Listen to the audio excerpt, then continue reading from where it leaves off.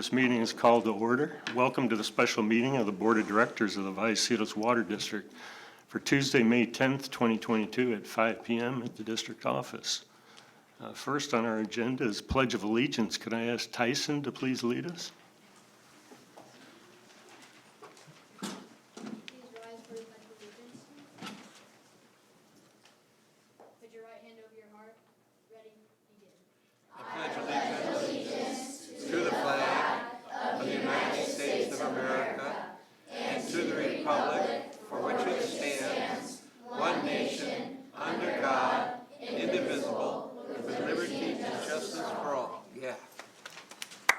Thank you, Tyson. Good job. Okay, next is roll call. Please indicate your attendance. It looks like 4 of us are here. We're still waiting on Director Penix. Okay, next is additions to the agenda. I don't have any proposed additions, so we'll move on to adoption of tonight's agenda. Move to approve. Second. Been moved by Director Hernandez, seconded by Director Sinella to approve tonight's agenda. Please vote.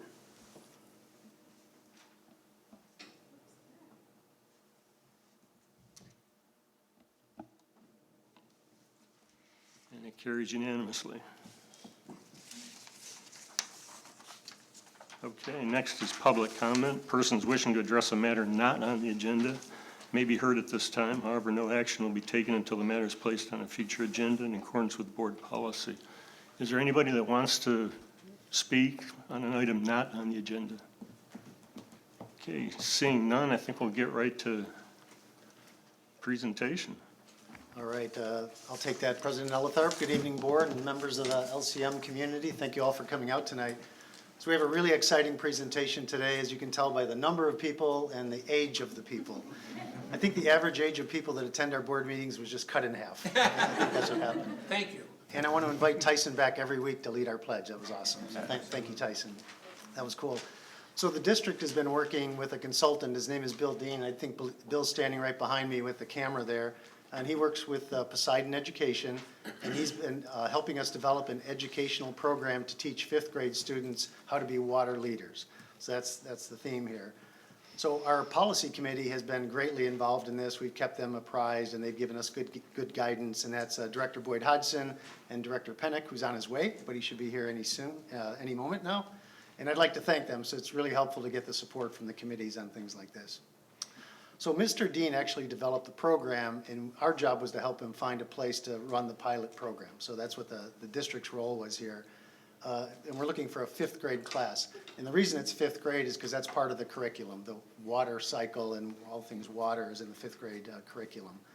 So we selected La Costa Meadows Elementary School, and La Costa Meadows is actually in the city of Carlsbad, but it's within our water service area. So that was one of the requirements. We wanted the school selected to be within our service area.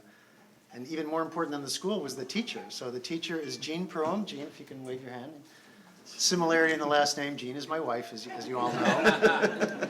I should have said my lovely wife. I get brownie points there, huh? And she's here with her students today to talk about the program, what did they learn, and how are they going to put that knowledge to use to better the community. I did have the opportunity to spend an afternoon in Mrs. Perum's class, and it was really encouraging to see the excitement that the kids showed learning about water. So that was an awesome day, and thank you all for letting me join you that day. I'm sure you don't want to hear any more from me, so I'm going to turn it over to Mrs. Perum, and then she'll be introducing the children. They're going to come and speak. So. Good evening, board. I am delighted to be here tonight. Participating in this program was an absolute joy. Anytime that I, as a teacher, can take my science standards and make them applicable to real life is a truly meaningful educational opportunity, and that's what this program was. So every day in my classroom, the kids were excited about what we were doing. It was hands-on. They were out exploring our school grounds, looking for our use of water at school, and I think that the lessons that they've learned from this go far beyond just academic, but it's really kind of a life application, understanding how these science concepts are related to our everyday life. I could not be more proud of my students, and I'm excited for them to present what they've learned to you. So thank you again for the opportunity to be here, and I'm delighted to announce my students.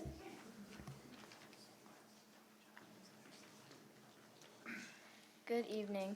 We are fifth grade students in Mrs. Broom's class at La Costa Meadows Elementary School. During the month of April, we participated in the Water Resource Management Leadership Program, a curriculum developed by Poseidon Education that covers fifth grade science standards related to water. We learned about the finite supply of water on Earth, as well as potable water, wastewater, stormwater, irrigation, and reclaimed water systems. We also discussed global and local problems with water. Finally, we investigated water use at our school, identified problems, and proposed solutions to help our school better manage this important resource.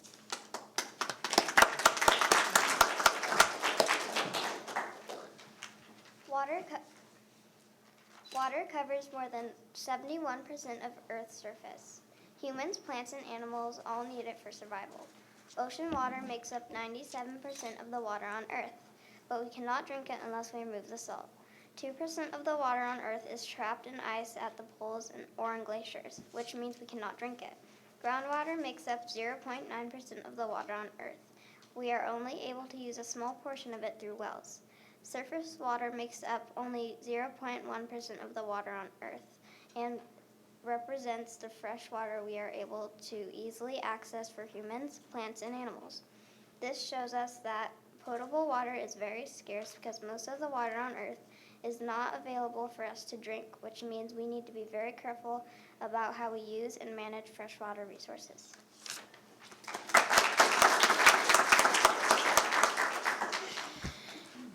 In the early civilizations, people built their homes near water, and over time, developing methods to irrigation. Ancient Romans built aqueducts near bodies of water so they can carry water to their homes for their daily use. This allowed people to live further away from their homes. The water in today. We use aqueducts to carry water from Northern California to Southern California. This is because there is more water in Northern California than Southern California. But most of people in California live in the Southern. The State Water Project was developed in 1961 to bring water to Southern California. It now carries more than 700 miles through the system of aqueducts and canals to dams and reservoirs in Southern California.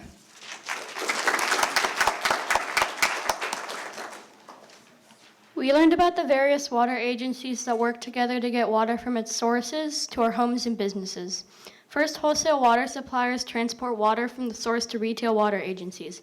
Retail water agencies purchase and treat water from the wholesalers and then sell and distribute it to their customers through a system of pumps, pipes, and meters. The Vallecitos Water District supplies potable water to homes and businesses in San Marcos and the Carlsbad area, including the Costa Meadows. Special guest Mr. Robbins and Mr. Tapia from Vallecitos came to our school to show us water meters and teach us how they worked, and we examined our recent water bill from the Costa Meadows and discovered that we pay a little less than 1 cent per gallon of potable water. We were shocked to find out that if we paid for bottled water for all the water we use at school, our monthly bill would have been more than $2 million.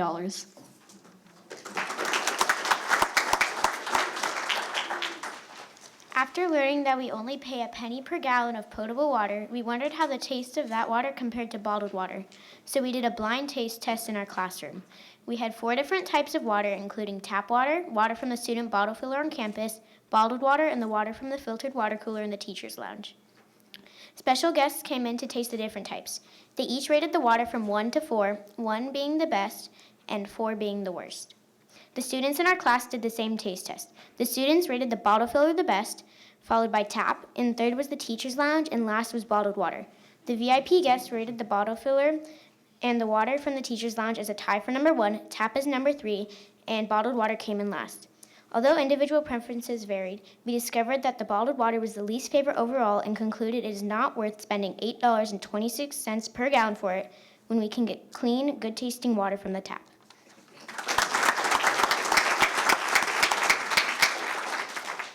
Water at our school has many uses, including drinking, hand washing, flushing toilets, class projects, food preparation, cleaning, and irrigation. We visited sinks in different areas on campus and measured the flow rate of the sinks by running faucets for 5 seconds with a stopwatch and collecting water in a measuring pitcher, then multiplying that amount by 12 to figure out how much water each sink would use per minute. We discovered that the sinks in the classroom use about 2 gallons per minute, but the sinks in the restroom only use 0.44 gallons per minute. This is because the restroom sinks have an aerator on the faucet, which creates a spray out of the water and allows less water to flow through the fixture. Although water is used for many purposes at school, student hand washing uses the most potable water from our sinks and faucets. Our class tested the amount of water used for hand washing purposes by students. We observed students in different grade levels washing their hands as they normally would, and asked them about their hand washing habits. We learned that as the children got older, they learned to wash their hands better. Younger grade students took between 5 and 10 seconds, while higher grade students took closer to 15 seconds. We found it interesting that almost no students washed their hands for the recommended 20 seconds. Most children wash their hands 2 times in the classroom and 2 times in the restroom every day, across all grade levels.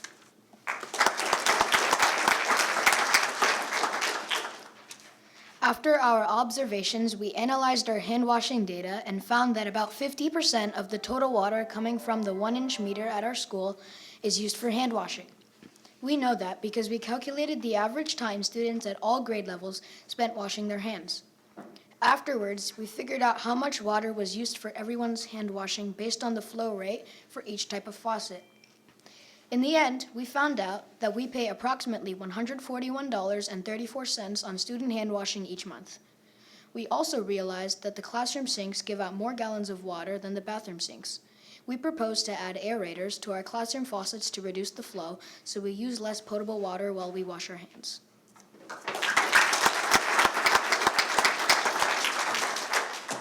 Once water from your faucet touches you or another surface, it becomes wastewater.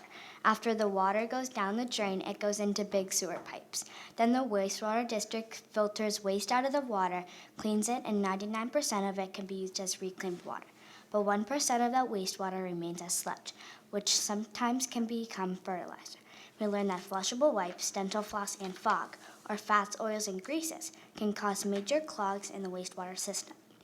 These items clump together to form fatbergs that can block a sewer system. The Leucadia Wastewater District is the agency that collects and treats the wastewater from La Costa Meadows.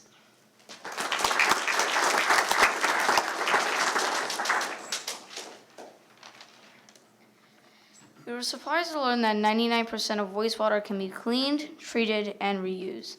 This recycled or reclaimed water is distributed in purple pipes and can be a valuable resource for irrigation. Reclaimed water is clean, but it is not quite up to the standards of potable water, so we should not drink it. However, it is just as good for the plants as potable water, and we could spend less money on irrigation because reclaimed water costs about 20% less than potable water. One of the major problems we found on our school campus is that we are not using reclaimed water for irrigation. We can save close to $3,000 per year by switching to reclaimed water. That money could help pay for a lot of other things we need at school.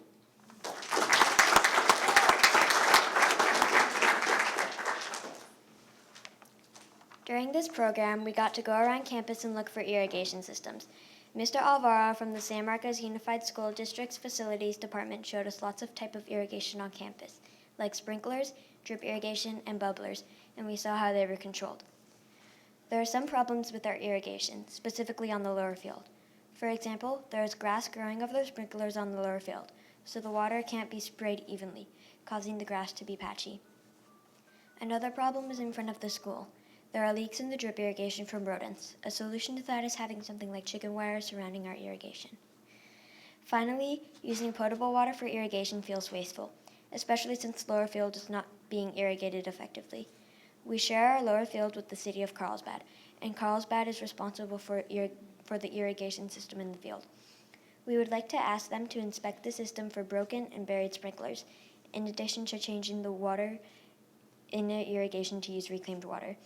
We know reclaimed water is being used for the irrigation in the neighborhoods right next to our school.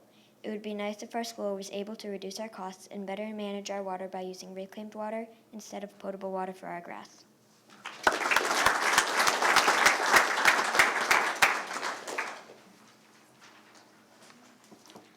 Our class inspected storm drains on campus and discovered some problems with our stormwater system. We noticed that the storm drains contain litter. We found small toys, hair scrunchies, sporks, and other objects in the storm drains. Despite this, the drains were not clogged, but the litter in the drain will eventually pollute the ocean.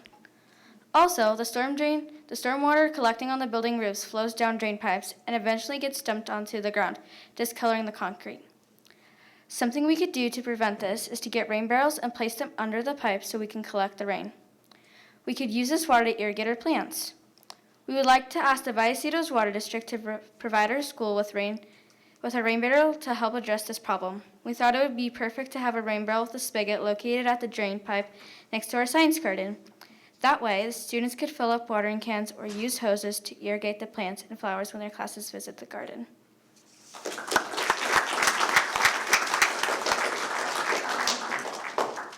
We learned about global problems with water. A lot of people in the world suffer from a scarcity of water. This is getting worse due to changes in our climate and global warming. It is shocking to realize that every student at our school has lived their whole life under drought conditions in California, and this year is the worst yet. In other places around the world, people have to drink dirty water since there isn't enough clean water to go around. This causes diseases and other sanitation problems. Another worldwide problem is that too much plastic is winding up in our oceans. This can hurt marine animals.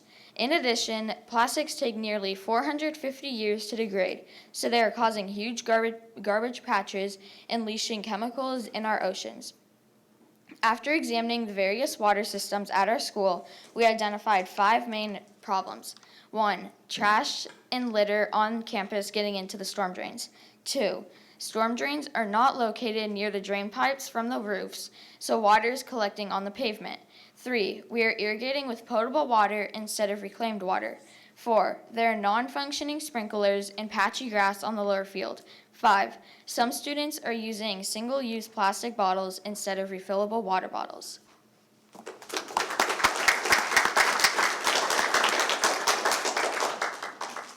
To help solve our stormwater and irrigation problems, we propose 3 things to help our school and its environment. First, to solve the trash and litter problems on campus, we could add more trash and recycle bins outside with bright logos. We would also like to start a trash ambassador program where student volunteers could use trash grabbers to clean up litter after recess and lunch. We would like someone to help us achieve this goal by donating 10 to 15 trash grabbers for our student volunteers to use to keep our campus trash-free. Another problem is that there are no storm drains near the gutters and pipes, so water is collecting on the pavement. To solve this problem, we recommend that SMUSD add drains near gutters and pipes. In addition, we could add rain barrels to collect the storm water and use the water to irrigate plants in our science garden and other planters. We are hoping Vallecitos Water District will consider donating a rain barrel to our school in order to address this problem. Not only would it collect fresh, valuable water from the rain and condensation, it would be educational for students in all grade levels to learn about ways to conserve water, and it would be fun for them to be able to use the water to keep the plants in our flowers in our garden healthy. A major problem at school is that we irrigate with potable water.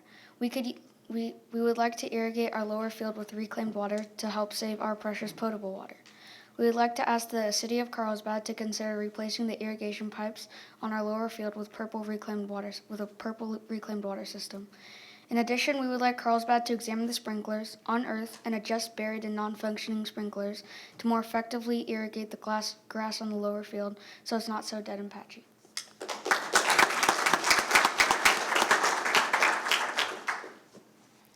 In order to address problems with potable water use, we propose replacing sink faucets in classrooms with lower flowing equipment or adding aerators to the existing faucets. If more people use low flow faucets, we will save more water. If 5th graders start teaching lower grade students how to wash their hands correctly by turning off the water while they are soaping up, they can save even more water. If we teach people to take 5-minute showers or shorter at home, we can also save more water. Also, we would like to create posters, a video, or a newsletter to educate younger grades about the drawbacks of single-use plastic bottles by teaching them about the dangers posed to marine animals, the plastic garbage patches in the oceans, and the benefits of using refillable water bottles.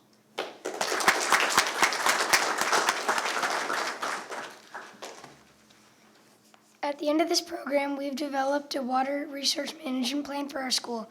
We are presenting a copy of our finished report to the Vallecitos board this evening. In this plan, we explain the work we have done to learn about and investigate water systems at our school. In addition to reporting our findings on how the school is currently using water, we have also recommended a measure that we could take to better manage our use of water at school, such as adding a rain barrel to collect stormwater, switching to reclaimed water for water irrigation, replacing sink faucets in the classroom with lower flow equipment, and teaching students in lower grade classrooms ways to conserve water and protect our environment. And Mr. President, we have a folder for you.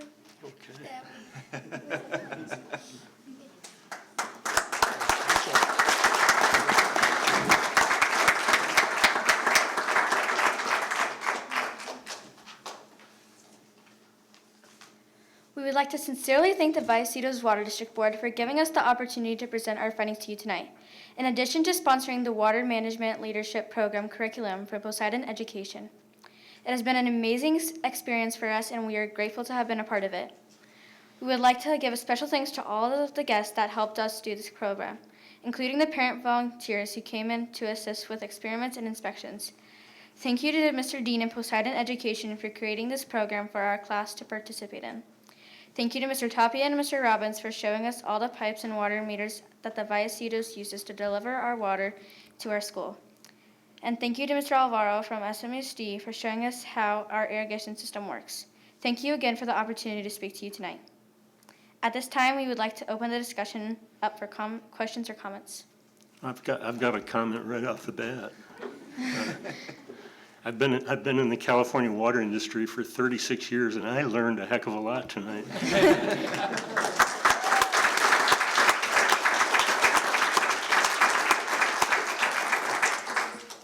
Director Boyd Hudson. Thank you. I am so thrilled that you are here. You all are to be commended. It's such a delight to see you, and I learned some things also. Congratulations on completing the program. What a great contribution to our community and to our schools, and I'm not sure what the process is, but I think we can probably find a rain barrel and maybe some trash grabbers to donate. Thank you for being here. That would be nice, thank you.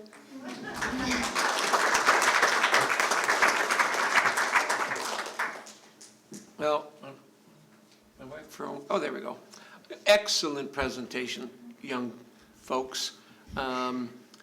And your speaking abilities are tremendous. Continue that through the rest of your life. It's going to be a valuable resource you're going to need. And I agree with Director Boyd Hodson that we will find a way to see what we need to do to get you your rain barrels. Excellent, excellent. Thank you. Thank you, that means a lot.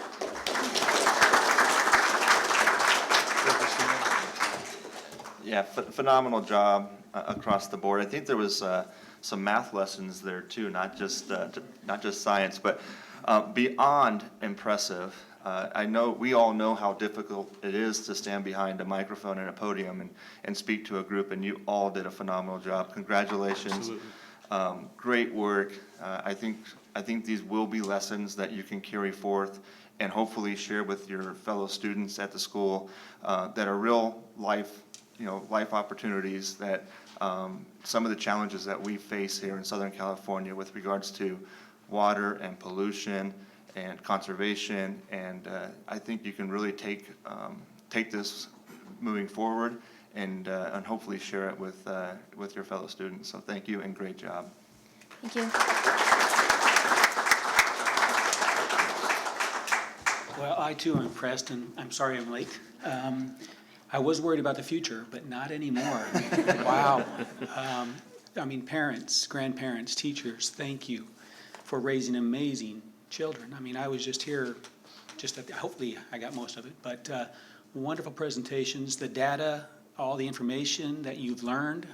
Like what President Elitharp said, I learned a lot just from what you've done. You know, your Mr. Dean and what he's done, and your teacher, just fabulous. And you guys, not only the information, but just how well-spoken you are. Excellent job. Yes, I'm sure trash grabbers and rain barrels are probably going to be on your doorstep fairly soon. And did I have a question? Let's see.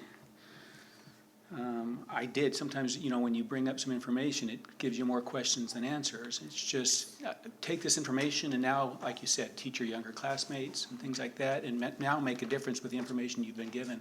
Thank you for coming and teaching us tonight. That was fabulous. Thank you again to everybody.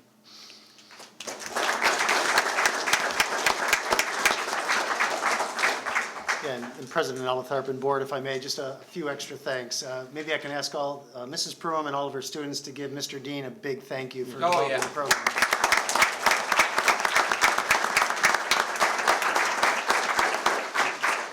Thank you much, Bill. You did a great job.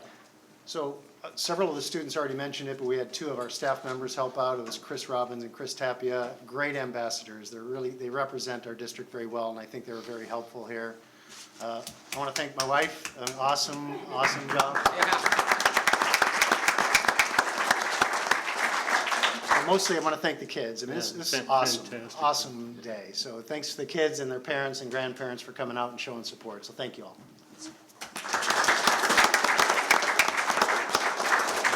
And I'll start shopping for rain barrels and trash grabbers. Oh, good.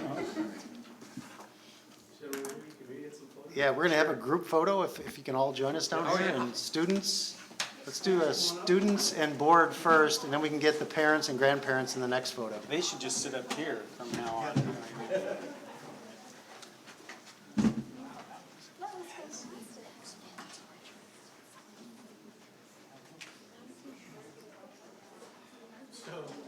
Students in the back, you're going to have to come up to the front because we're going to put the adults behind you. Yeah. Well, they're just, well, I don't know. You know what?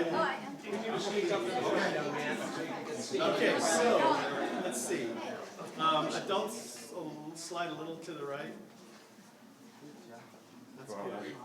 Squeeze in a little. And let's do it this way. Parents, I'm going to give you first go. So go ahead and get up there, get your picture. Photo time. I know you don't want it. I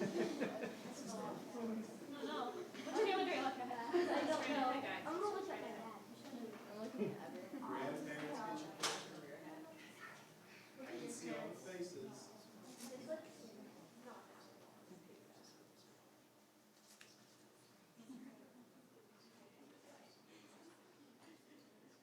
Keep holding it.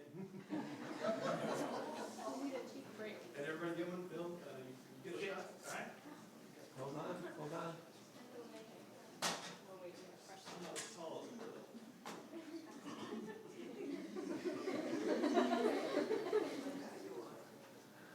Okay, we got it. Thanks so much, you guys. Okay, Bill, my turn. Okay. And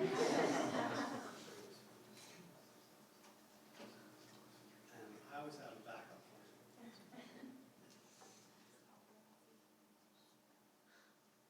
And a big grin for me. 2 more. Super, thank you so much.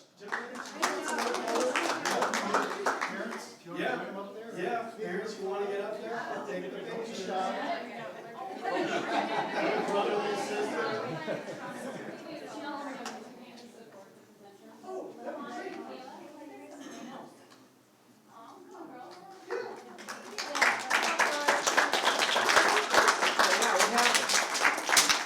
They weren't presenting, but they came here to support the rest of Oh, good. Good for them. You gotta scoot in though. She's your friend, right?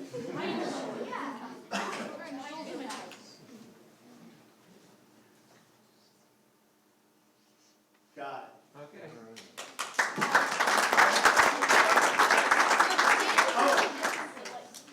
Okay, we talked about this before, right?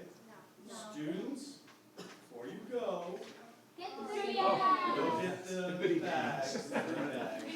Thank you.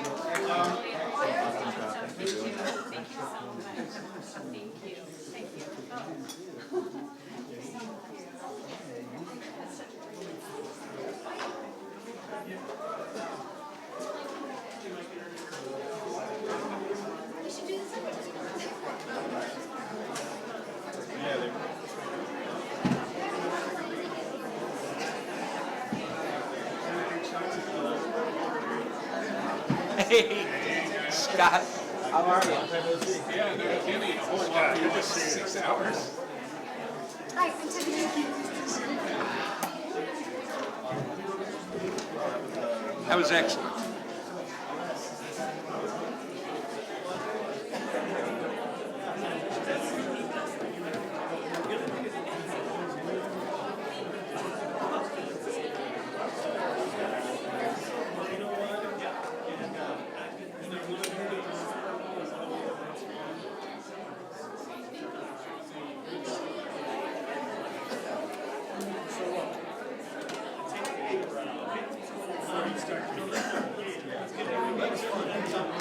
Yeah, it was.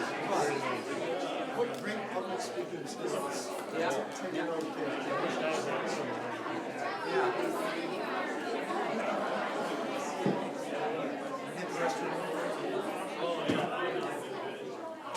That's one of the things that high tech high that they do. They have a lot of public speaking. My children often just like that. My youngest daughter, she got exposed to that.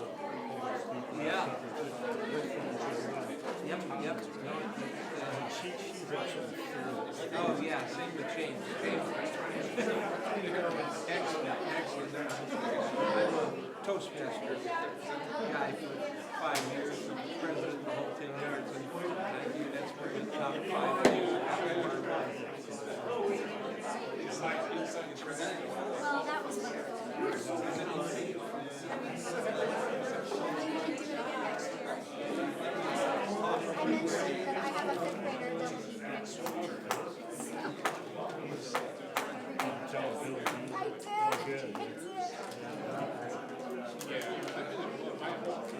I think every school should come in.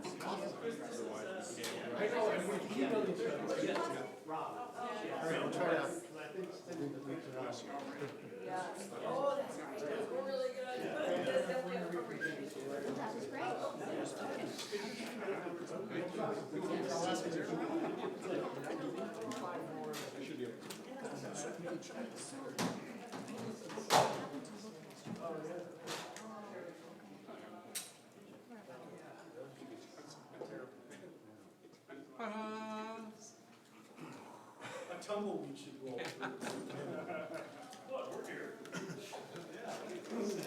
Awesome job, Chris. Thank you. You really got it. Thanks, Chris.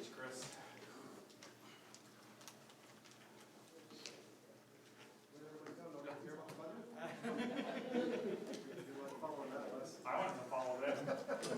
You really know how to clear out a room, Wes. You can stay for the rest of the meeting. Please do. Please join us. Oh, that's great.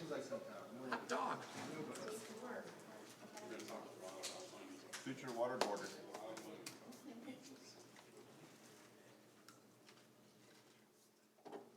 You know, could I put this in context? Because you're talking about money, and what he has learned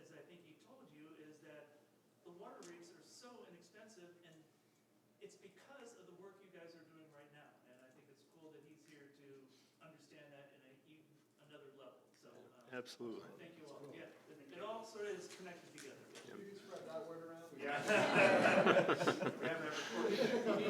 you get that on audio? Yeah, we recorded it. Camera on. Okay, are we ready to proceed? We are. You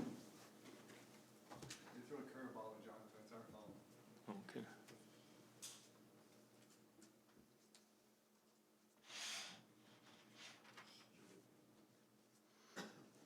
Okay, next on our agenda is the consent calendar, but I think we need to take roll call again, I'm told.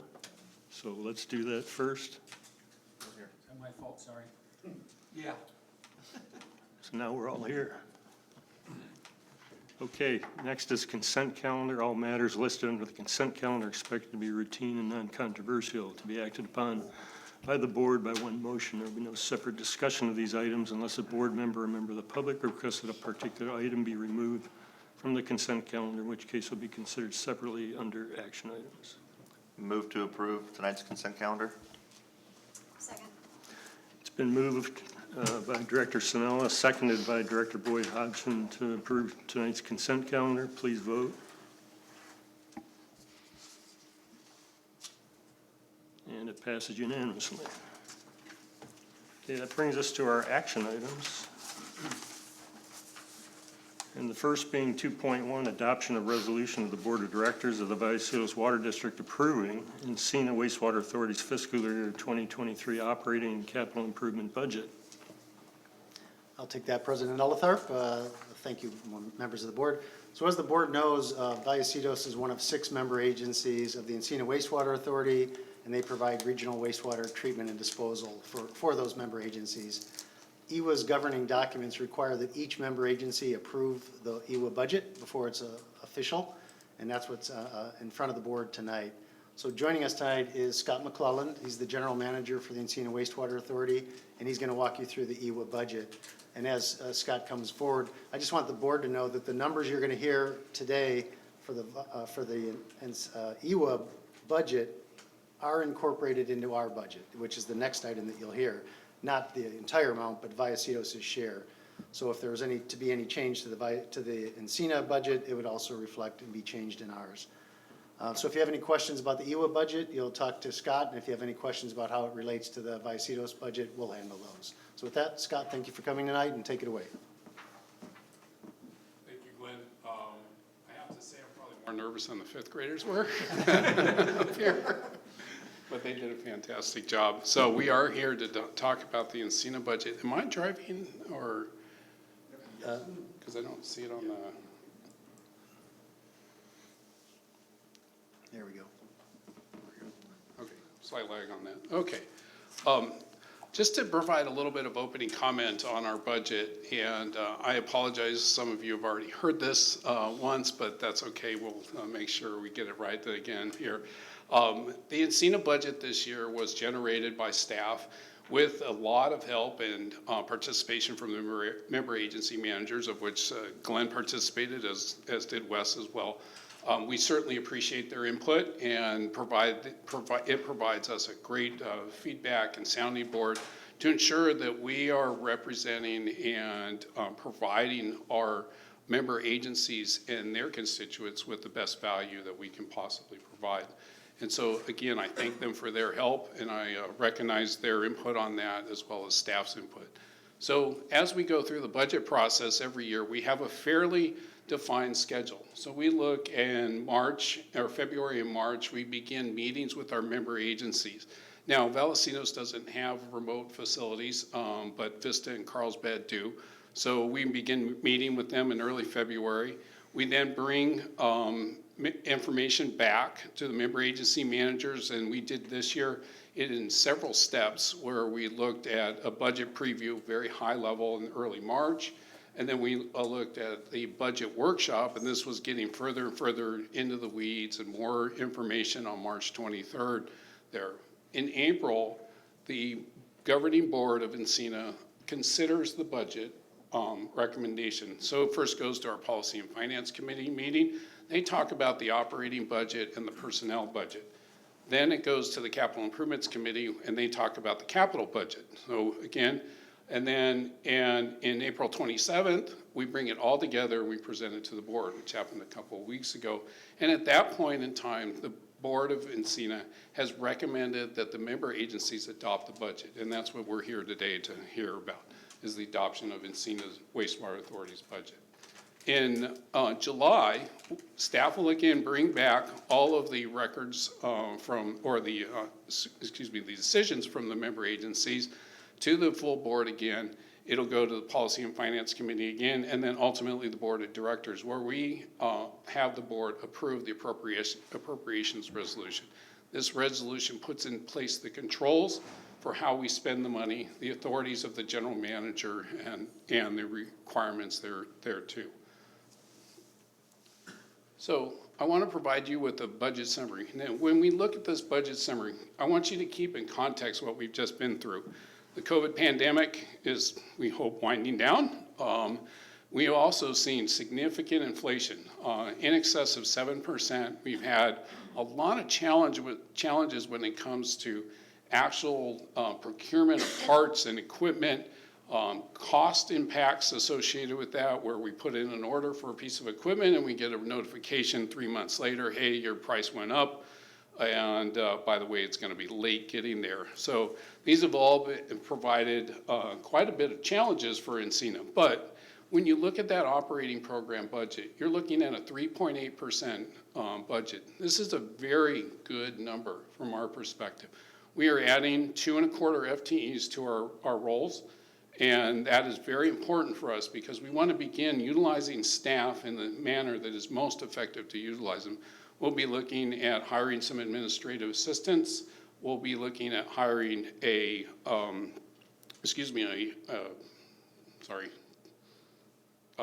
we'll be hiring a contract specialist, and a procurement specialist there. And so these are positions that almost all of our member agencies have. We do not have them at Encina. We have other staff doing them. So what we want to be sure that we're doing is making sure that staff are working as efficiently as possible. We also have on the budget summary the CalPERS pension liability. And this is the funding policy that the board set up in 2019. We're in the third and final year of that pension policy now, FY 2022. So that pension policy is dropping off of the budget. That's why you see the difference of $4 million. We have effectively fully funded our pension. Now, we won't know for sure unless that we're fully funded until actually calendar year 2023 when we get the actuarials for 2021. So we are doing some very educated, calculated guessing on this. But nonetheless, we've met that goal. This pension policy allowed Encina to save almost $17.4 million in interest over a 20-year term. That's a significant number for us. So we're very proud of the decision that the board made and our ability to enact that savings or realize that savings. You also see the capital program here. We're looking at a 15.9% increase in the capital program. This is due primarily because of the cycle of capital projects as they move through the process at Encina. We have been budgeting for these projects for years. We've put out a 5 and 10-year capital improvements program, projected budgets. We look at those every year. We continue to refine our projects. And this coming year, we have some significant projects that I'll talk about in a second that are really going into construction and impacting that spend. So when we look at the operating program is made up of a variety of different accounts. There's the Encina Water Pollution Control Facility. It is by far the largest account on this. There is a 5.4% increase in that, mostly due to what we call labor relations, staff cost associated with our labor relations agreements and staff increases in pay or benefits associated with our CalPERS medical insurance. There's also source control. This is a program that is required by the state of California, and actually the EPA as well. And we need to maintain a source control program as a condition of our permit with the regional board there. We have several remote pump stations and facilities that we run. So the AH pump station, Agua Redonda, Buena Vista, Buena Creek, and Carlsbad water recycling facilities. None of the costs associated with those particular programs are impacting Vallecitos because you're not owners of those programs, but I put them up there so that you can see there's other going on, as well as the Raceway Basin. Then we balance that operating expenses or offset some of the operating expenses with the other revenue, and I'll get into what other revenue is. But that's basically income that we get from other things that we engage in to generate positive income. So the net expenses on that, as you see in the bottom line, is $19.5 million is the proposed budget, or a 3.8% increase. So let's take a look at what are some of the main drivers of what the net operating expense change really is. When you look at the key elements of this budget, we see chemicals are a significant portion of our budget. That is the biggest driver that we have in the price going up. Chemicals that we use, ferric chloride and polymers in particular, are very much tied to the price of petroleum. Well, we all know what the gas pump looks like now, and when we go, it's very expensive to fill up your tank. Well, it's very expensive to fill up our polymer tanks now. We are anticipating nearly double price increases on polymer there at our facility alone. So this is driving our chemicals cost, as you can see, up about $438,000. If the price of oil goes down, we'll realize that savings. So we're hoping and anticipating that this is a temporary increase, and next year we can realize that the price of oil goes down, and therefore the price of chemicals also drop. Insurance. Some of you, I know, pay attention to your homeowner's insurance costs at your own house. I know mine has gone up pretty significantly in the last couple of years. Ours is no different. We're looking at property and liability insurance increases here, and that's what you're seeing on that. We do have an earthquake and flood insurance as well for the Encina facilities because we are very close to the coast. We are susceptible to flooding there if we get into that type of heavy rain condition. But the vast majority of those increases are associated with the property and liability there. Yes? I have a question. Do you have fire insurance? I'm sorry? Do you have fire insurance? Yes, yeah. When I talk about property, I'm talking about damage, fire, all things. So, IT services, this is another big component of our new push at Encina. We are moving more and more towards a digital world, and we've been saying this for decades. But the reality is the IT component of our budget continues to grow. We have a significant interest in IT security for our facility. You can imagine running a wastewater plant, as you know, because you have one, is very electrically intensive there. It also is very control intensive.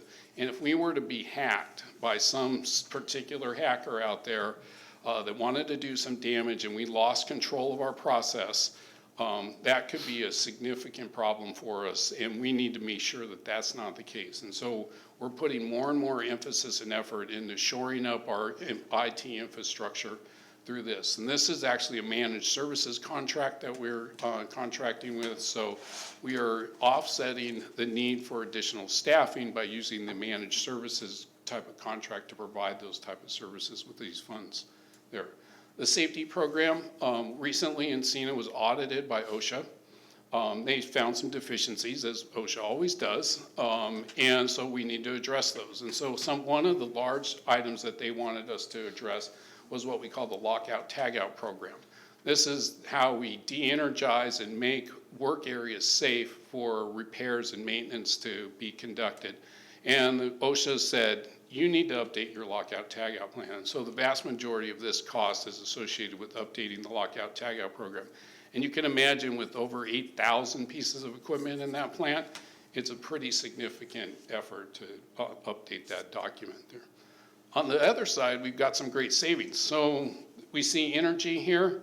This is energy associated with our ability to move into NEM 2, Net Energy Metering 2. We generate 85% of our own power on site, and we were able to offset about $650,000 to $700,000 in demand charges alone for next year, and actually this year as well. So we will realize that savings forever. This is an in perpetuity savings that automatically lowered our bill. And so you say, okay, well, I only see $275 there. What else is going on? It's the cost of natural gas. So natural gas is skyrocketing. In fact, unusually, you see natural gas prices begin to drop about this time of year. It's not happening this year. And we all know the conflict in Ukraine is impacting that. We do burn natural gas to supplement our cogeneration system periodically, but also in our heat dryer. We need that clean gas for that heat dryer operations there. Permit compliance, in the last couple of years, we've been doing what's called a plume tracking study, a condition of our permit by the regional board. That cost is dropping off as we're wrapping up that study this year.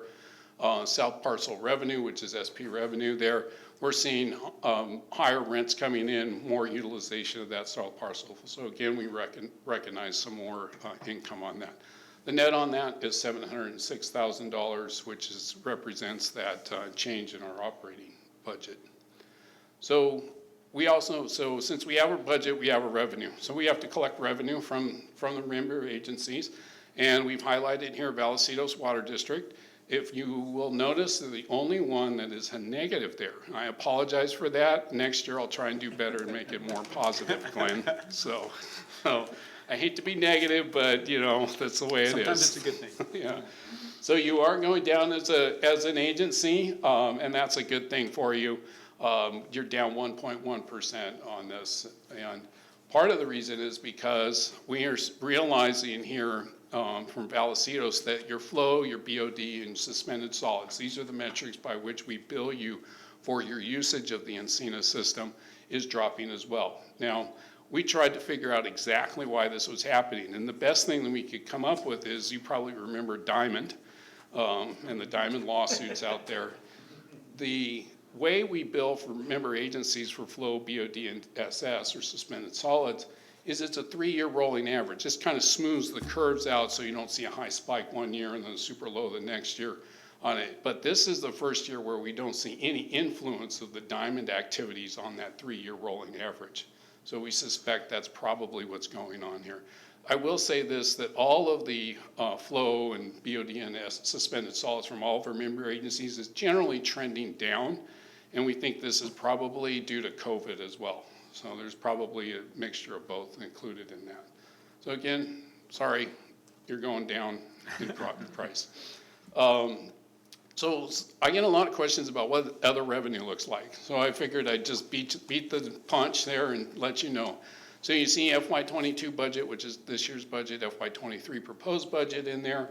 You see the vast majority of our income is coming from the south parcel leasing. This is the temporary construction easements on our south parcel. It's our ability to beneficially utilize an asset for Encina for the benefit of the member agencies and therefore the ratepayers. We have alternative fuels. This is our program where we bring in brewery waste and fats, oils, and grease. You heard about that from some of my friends that aren't here anymore. But this guy knows all about it back here. Fats, oils, and grease, we bring that into the plant. We collect revenue from both the beer waste and the fats, oils, and grease. That's the alternative fuels. This actually has a compounding benefit to us because we feed that into the digesters. We utilize, or recognize, I should say, much higher gas production with that substrate feed into the digesters, and that allows us to offset more energy costs. So again, we collect money on the front end and we collect offset cost on the back end too. So it's a win-win for us.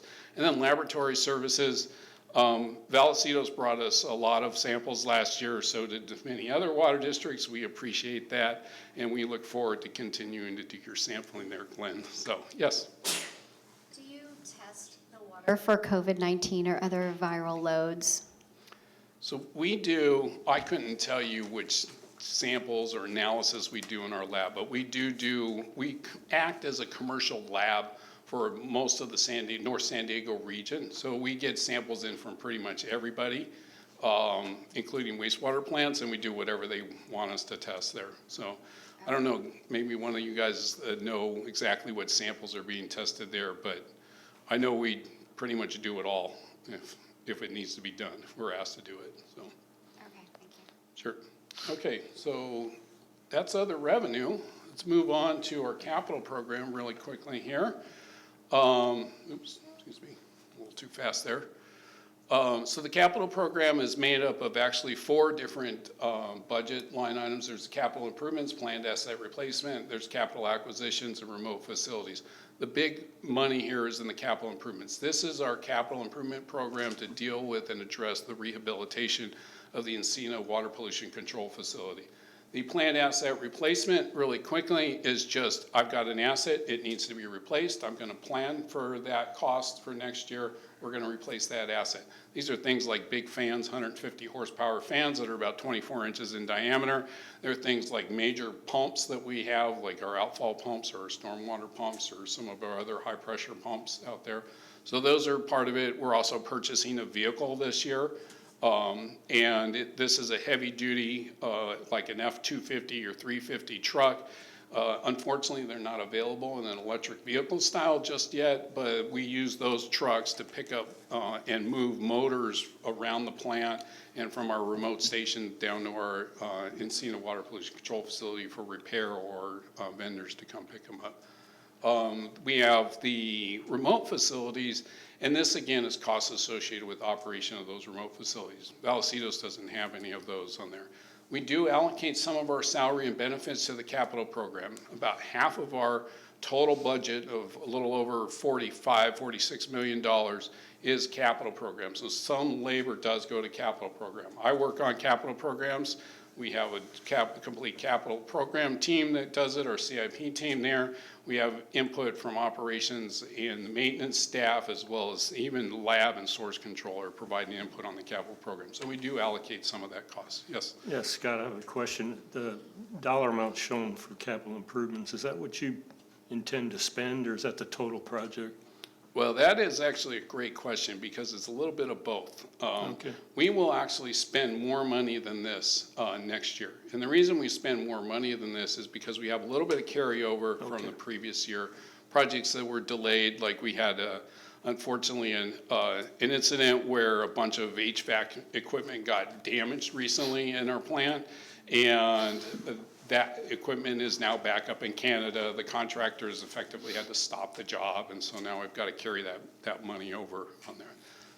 So the change of 4.4 million, you're pretty confident you can handle that increase? Yeah. We have, it is well within staff's capability and the contractors. And in fact, actually, it's a great, let me move on to the next slide here. Because one of the key things with the capital improvements program is we have been focusing on the liquid process here recently in the last 4 or 5 years.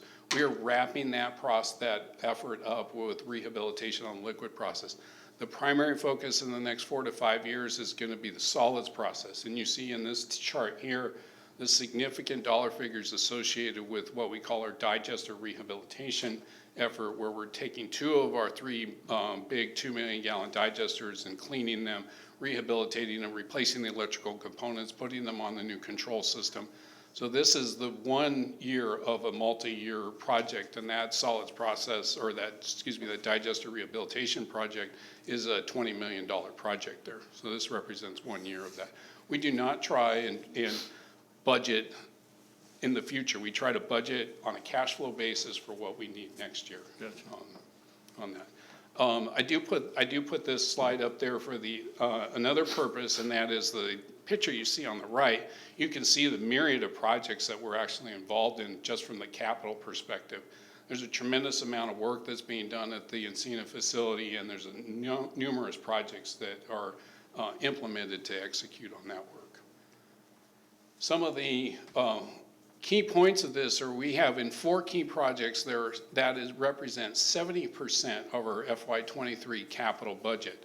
And you can see them, they're highlighted there. We have the digester improvements project at $9.9 million next year. We have our DAFT repairs. DAFT stands for Dissolved Air Flotation Thickening System. These are facilities that date back to the early 1990s. The equipment inside the tanks is literally falling apart, and we need to replace it. And so this repair is actually just to put a Band-Aid on it until we can get to the point where we replace the entire system with something that's better and more appropriate there. The HVAC building, the admin building HVAC program is also a big one. This is a design build project that we are working with West Coast Air on. This is replacing the HVAC components inside the project. Is that your family leaving?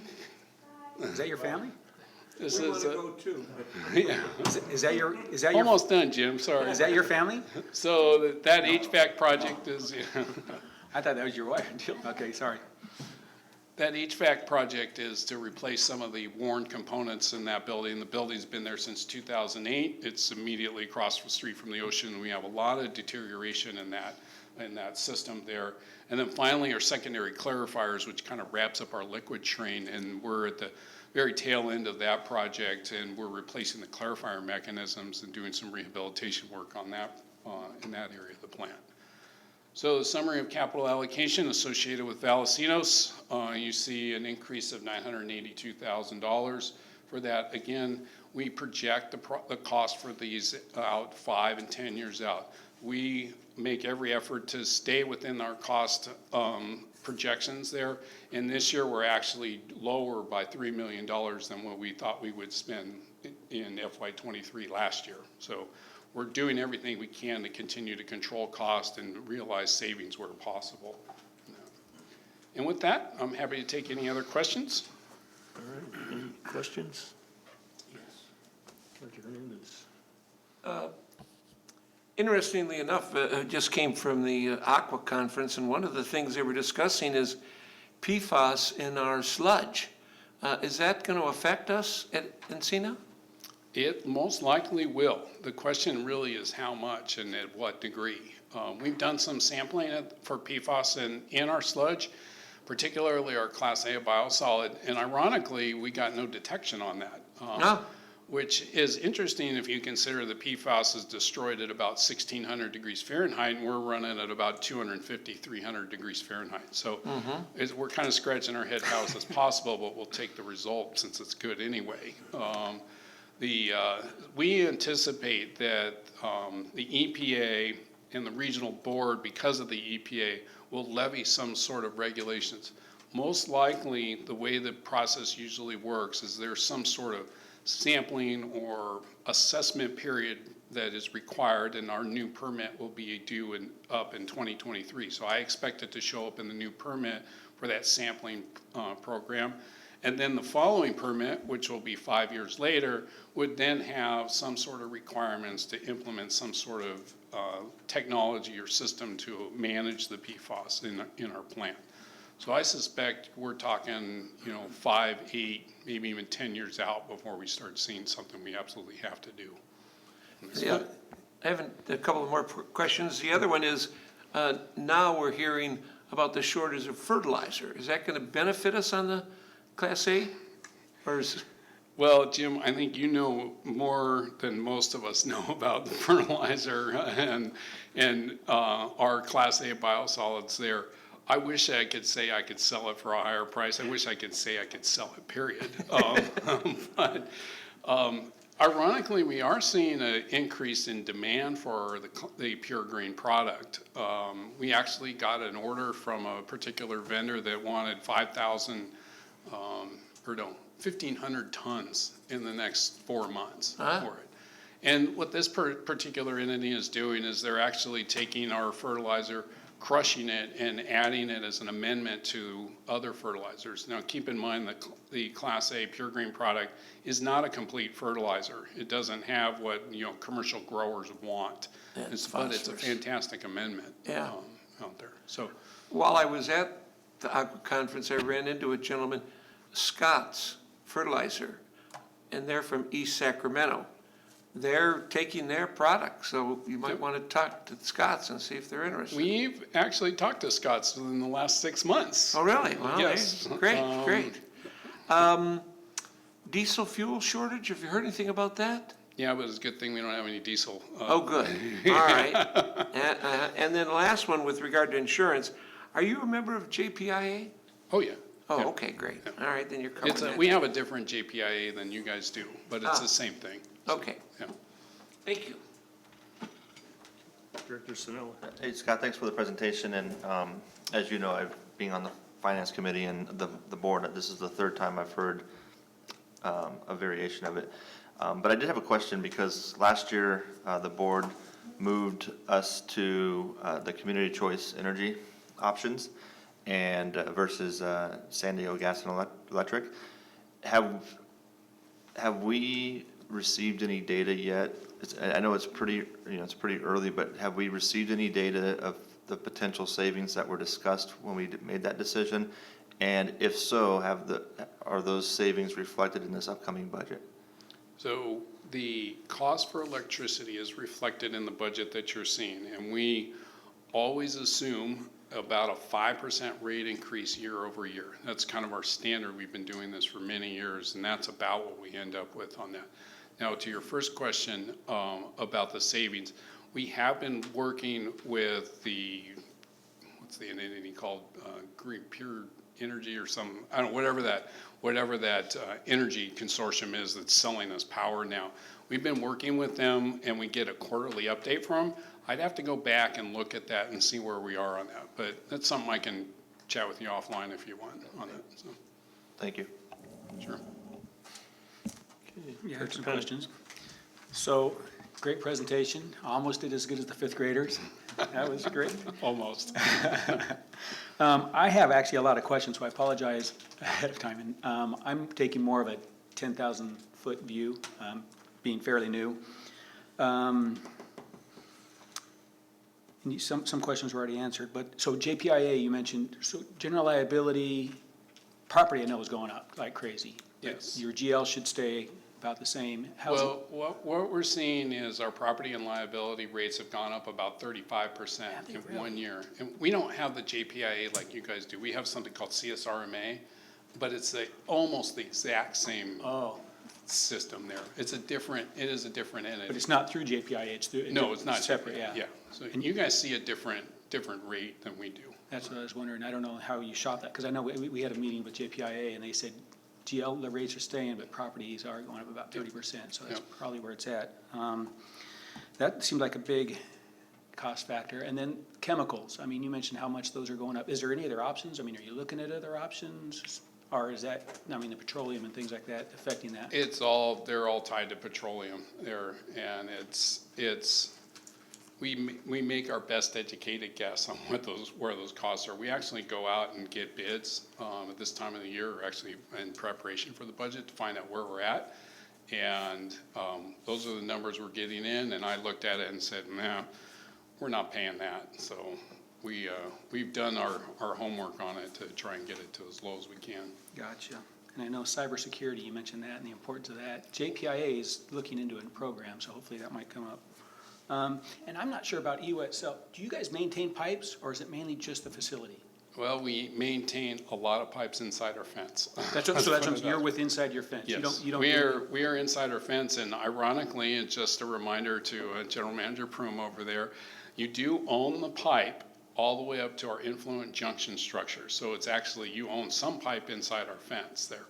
It goes actually, your facilities come in underneath the freeway and then kind of come up and head over to our influent junction structure.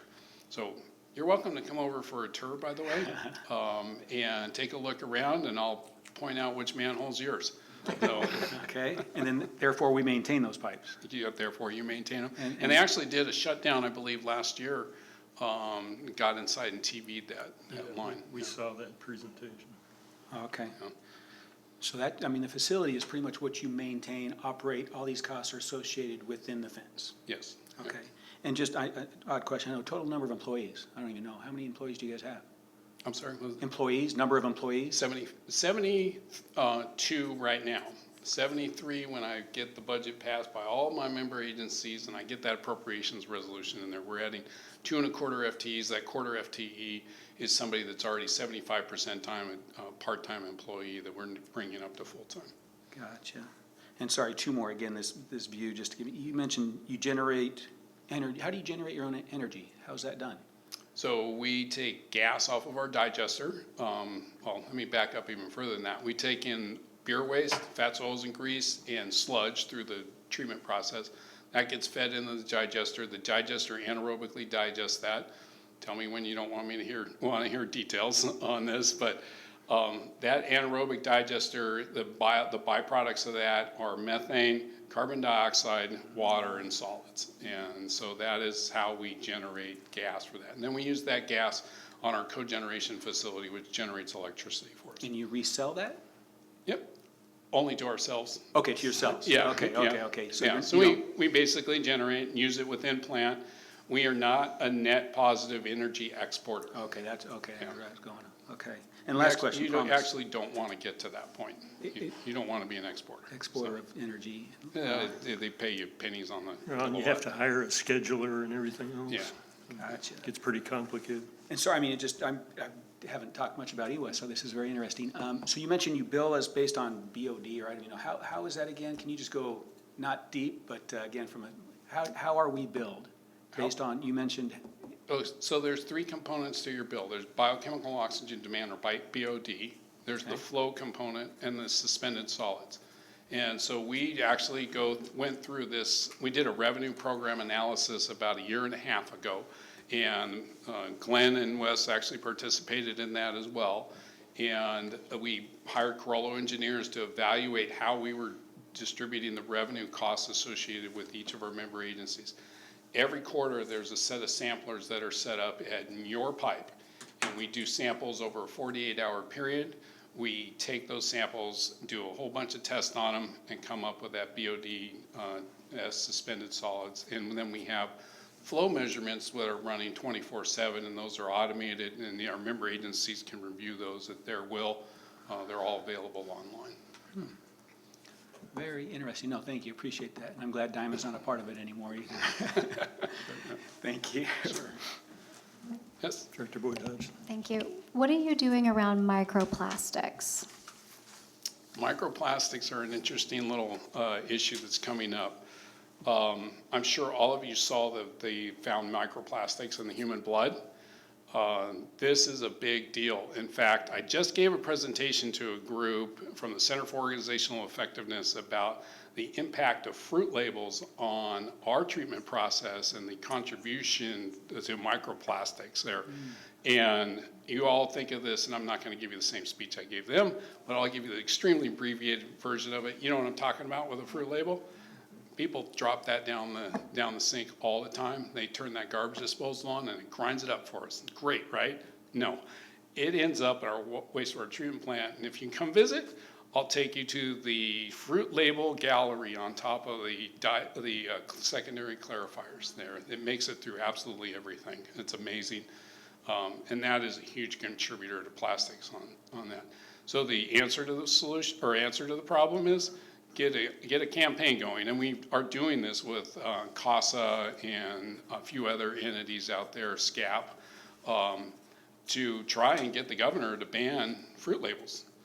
In the meantime, just tell all your friends to take the fruit label and stick it on the trash bag, and not flush it down or not run it down the sink. So. Yeah, it is. Thank Wow. you. Thank you. Okay, any other questions? That's a good thing. Great, thank you. I do appreciate Vallecitos' support, as well as the staff here at Vallecitos. They definitely make my job a little bit easier on occasion, so thank you. All right, well, we've got a staff recommendation. I'll entertain. Yeah, this does require a adoption of a resolution to support the budget. I would move to approve. Second. Okay, it's been moved by Director Hernandez, seconded by Director Boyd Hodgson to move staff's recommendation. Please vote. It looks like it's unanimous. Thank you, Scott. There you go. Thank you, I appreciate the time. Where are Take we care. in the stop on your road show? Are we last, are we first, or? You're first, because I can always rely on Glenn to get me on the calendar first. Okay. Well, good luck. Good luck with the rest of Good them. luck with the rest, yeah. Thank you, Scott. All right, that takes us to our second action item, 2.2, Vallecitos Water District Fiscal Year 22-23 Budget Update. Yeah, I'll kick that off. So this is kind of our side of the budget, so the EWA numbers are incorporated in this, but what you're gonna hear today is our budget. We're not asking for approval tonight. This is just an informational update. You're gonna hear another informational update on May 19th, and then we'll be looking for board adoption of the budget on June 1st. So I'm stealing a little bit of Wes's thunder. We'll try to keep this brief, but it could be close to an hour. It's a lot of information, so a lot of the stuff that the Finance Committee has already heard and we've been working on for months, and we're trying to condense it into one meeting. So we're getting the signal. We'll keep it as brief as possible. With that, unless there's any general questions, I'm going to turn it over to Wes. All right, take it away, Wes. Good evening, President Elithart, members of the board. I'm excited to tell you how we're going to keep the cost of our water to 1 cent per gallon. Yeah. Now, I'm glad I didn't have to follow the fifth graders. I left that to Scott. But tonight we'll be doing the budget update. We started this process last year where we just basically bring the whole board up to speed with where the Finance Committee's already been. So we've had 3 Finance Committee meetings, about an hour each. I'm trying to abbreviate that for you all and just get you all caught up to where the Finance Committee is. And we have an update on the water purchases and sales and some preliminary reserve levels as well. Hopefully you got the draft budget and the materials and services should be in your board packets. I'll be going through that and referring to that tonight as I present. So I'll kick it off with the budget party screen. I'm excited to show this screen now because we're getting towards the end of the budget process. 2 more meetings after this. Don't worry, you'll see it again next year, I'm sure, though. So the agenda for tonight, for the Finance Committee, we start off with a budget calendar that kind of gives us a roadmap to where we're going to be going. But the first meeting for the Finance Committee, we talk about the actual versus budget for the last 6 years. It says 6 years. Usually we do 5 of the bonus year on the 6th. That's the first meeting just to kind of start off, kick off the process and say, how have we done budget to actual? Then we go over the operating budget request. That was in the second meeting. For the third meeting, we talked about the preliminary salaries and benefits and the capital budget requests. We went into all this in great detail. I'll try to do it from a high level tonight, but if you have any questions about the details and you want to hear more and more about budget, I'm sure with Encina's budget and all this information, you're going to be excited to go into more detail. And then so then tonight, this is a sort of an addition to those presentations. We'll be talking about the water purchases and revenues and our assumptions as well for that. So that's important because we'll be talking about our assumptions as far as the water authority and our assumed rate increases are included in the draft budget right now. That may change as we get to the proposed budget, but our current assumptions. And finally, we'll talk about our preliminary reserve levels. So starting off, I'm just going to go over the budget calendar real quick. For February, the internal process for staff, we update the budget with the 2021 audited financial statement numbers. And we also start working on the 2022 projections. And then the individual departments start working on their budget requests for the materials and services, the detailed requests. And they submit them to the Finance Department at the end of February. On February 15th, we had our first Finance Committee meeting, and at that meeting we went over the budget calendar and went over budget to actual for the last 5 years. So in that meeting, here's a little summary of what we talked about. This chart shows the budget to actual for the last 6 years, and we can see we've been pretty steady overall, pretty accurate with our budgeting. In FY19, there's a 7% actually overage on the budget. That was a result of main breaks that we had. We had about $635,000 in main breaks that year that caused that over budget. And 2020, or fiscal year 2020, we were actually 1.21% below budget. And then this year, for 2021, we're 6.61% or $846,000 below budget. Most of that had to do with not being able to get work, supply shortages, not being able to get vendors on site, just stuff that we weren't able to get done during the year that we had budgeted, that we've actually moved most of it into fiscal year 2022. So looking at the sewer budget to actual for the last 5 years, you can see the last couple of years we've done really well. In 2020, we were 3.81% below budget. And there's a little delay here, that's why I went back and forth there. But then in 2021, we're actually 1.18% below budget for sewer, or $84,000. So sewer's been pretty good in budgeting. It hasn't really seen the same effects as the water budget. And then that's budget to actual for the last 5 years. I'm going through this quickly.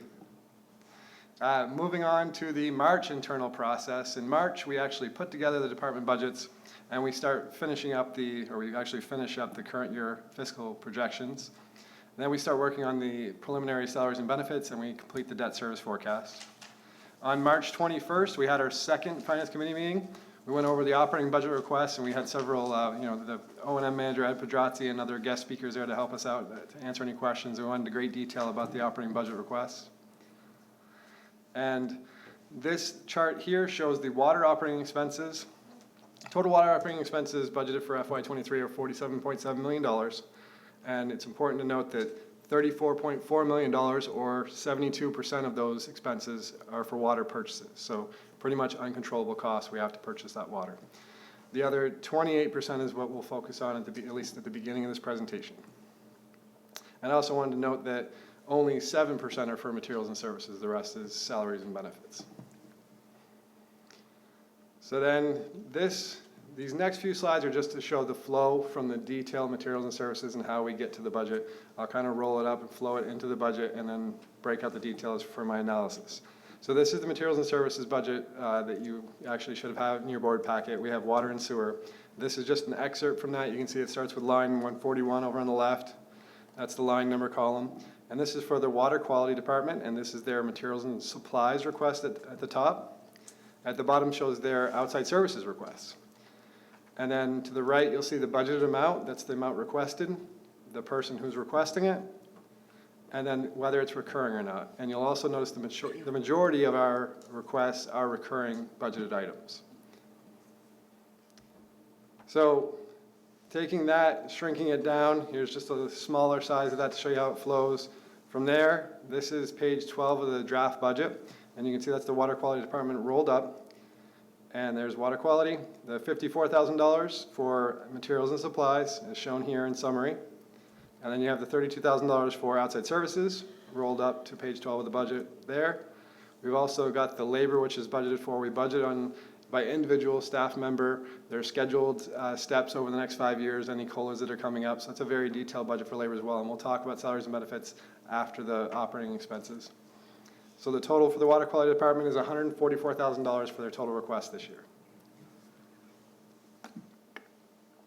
So next, page 12 of the budget, that's the $144,000. And then you have page 11, which is the actually summary of the departments.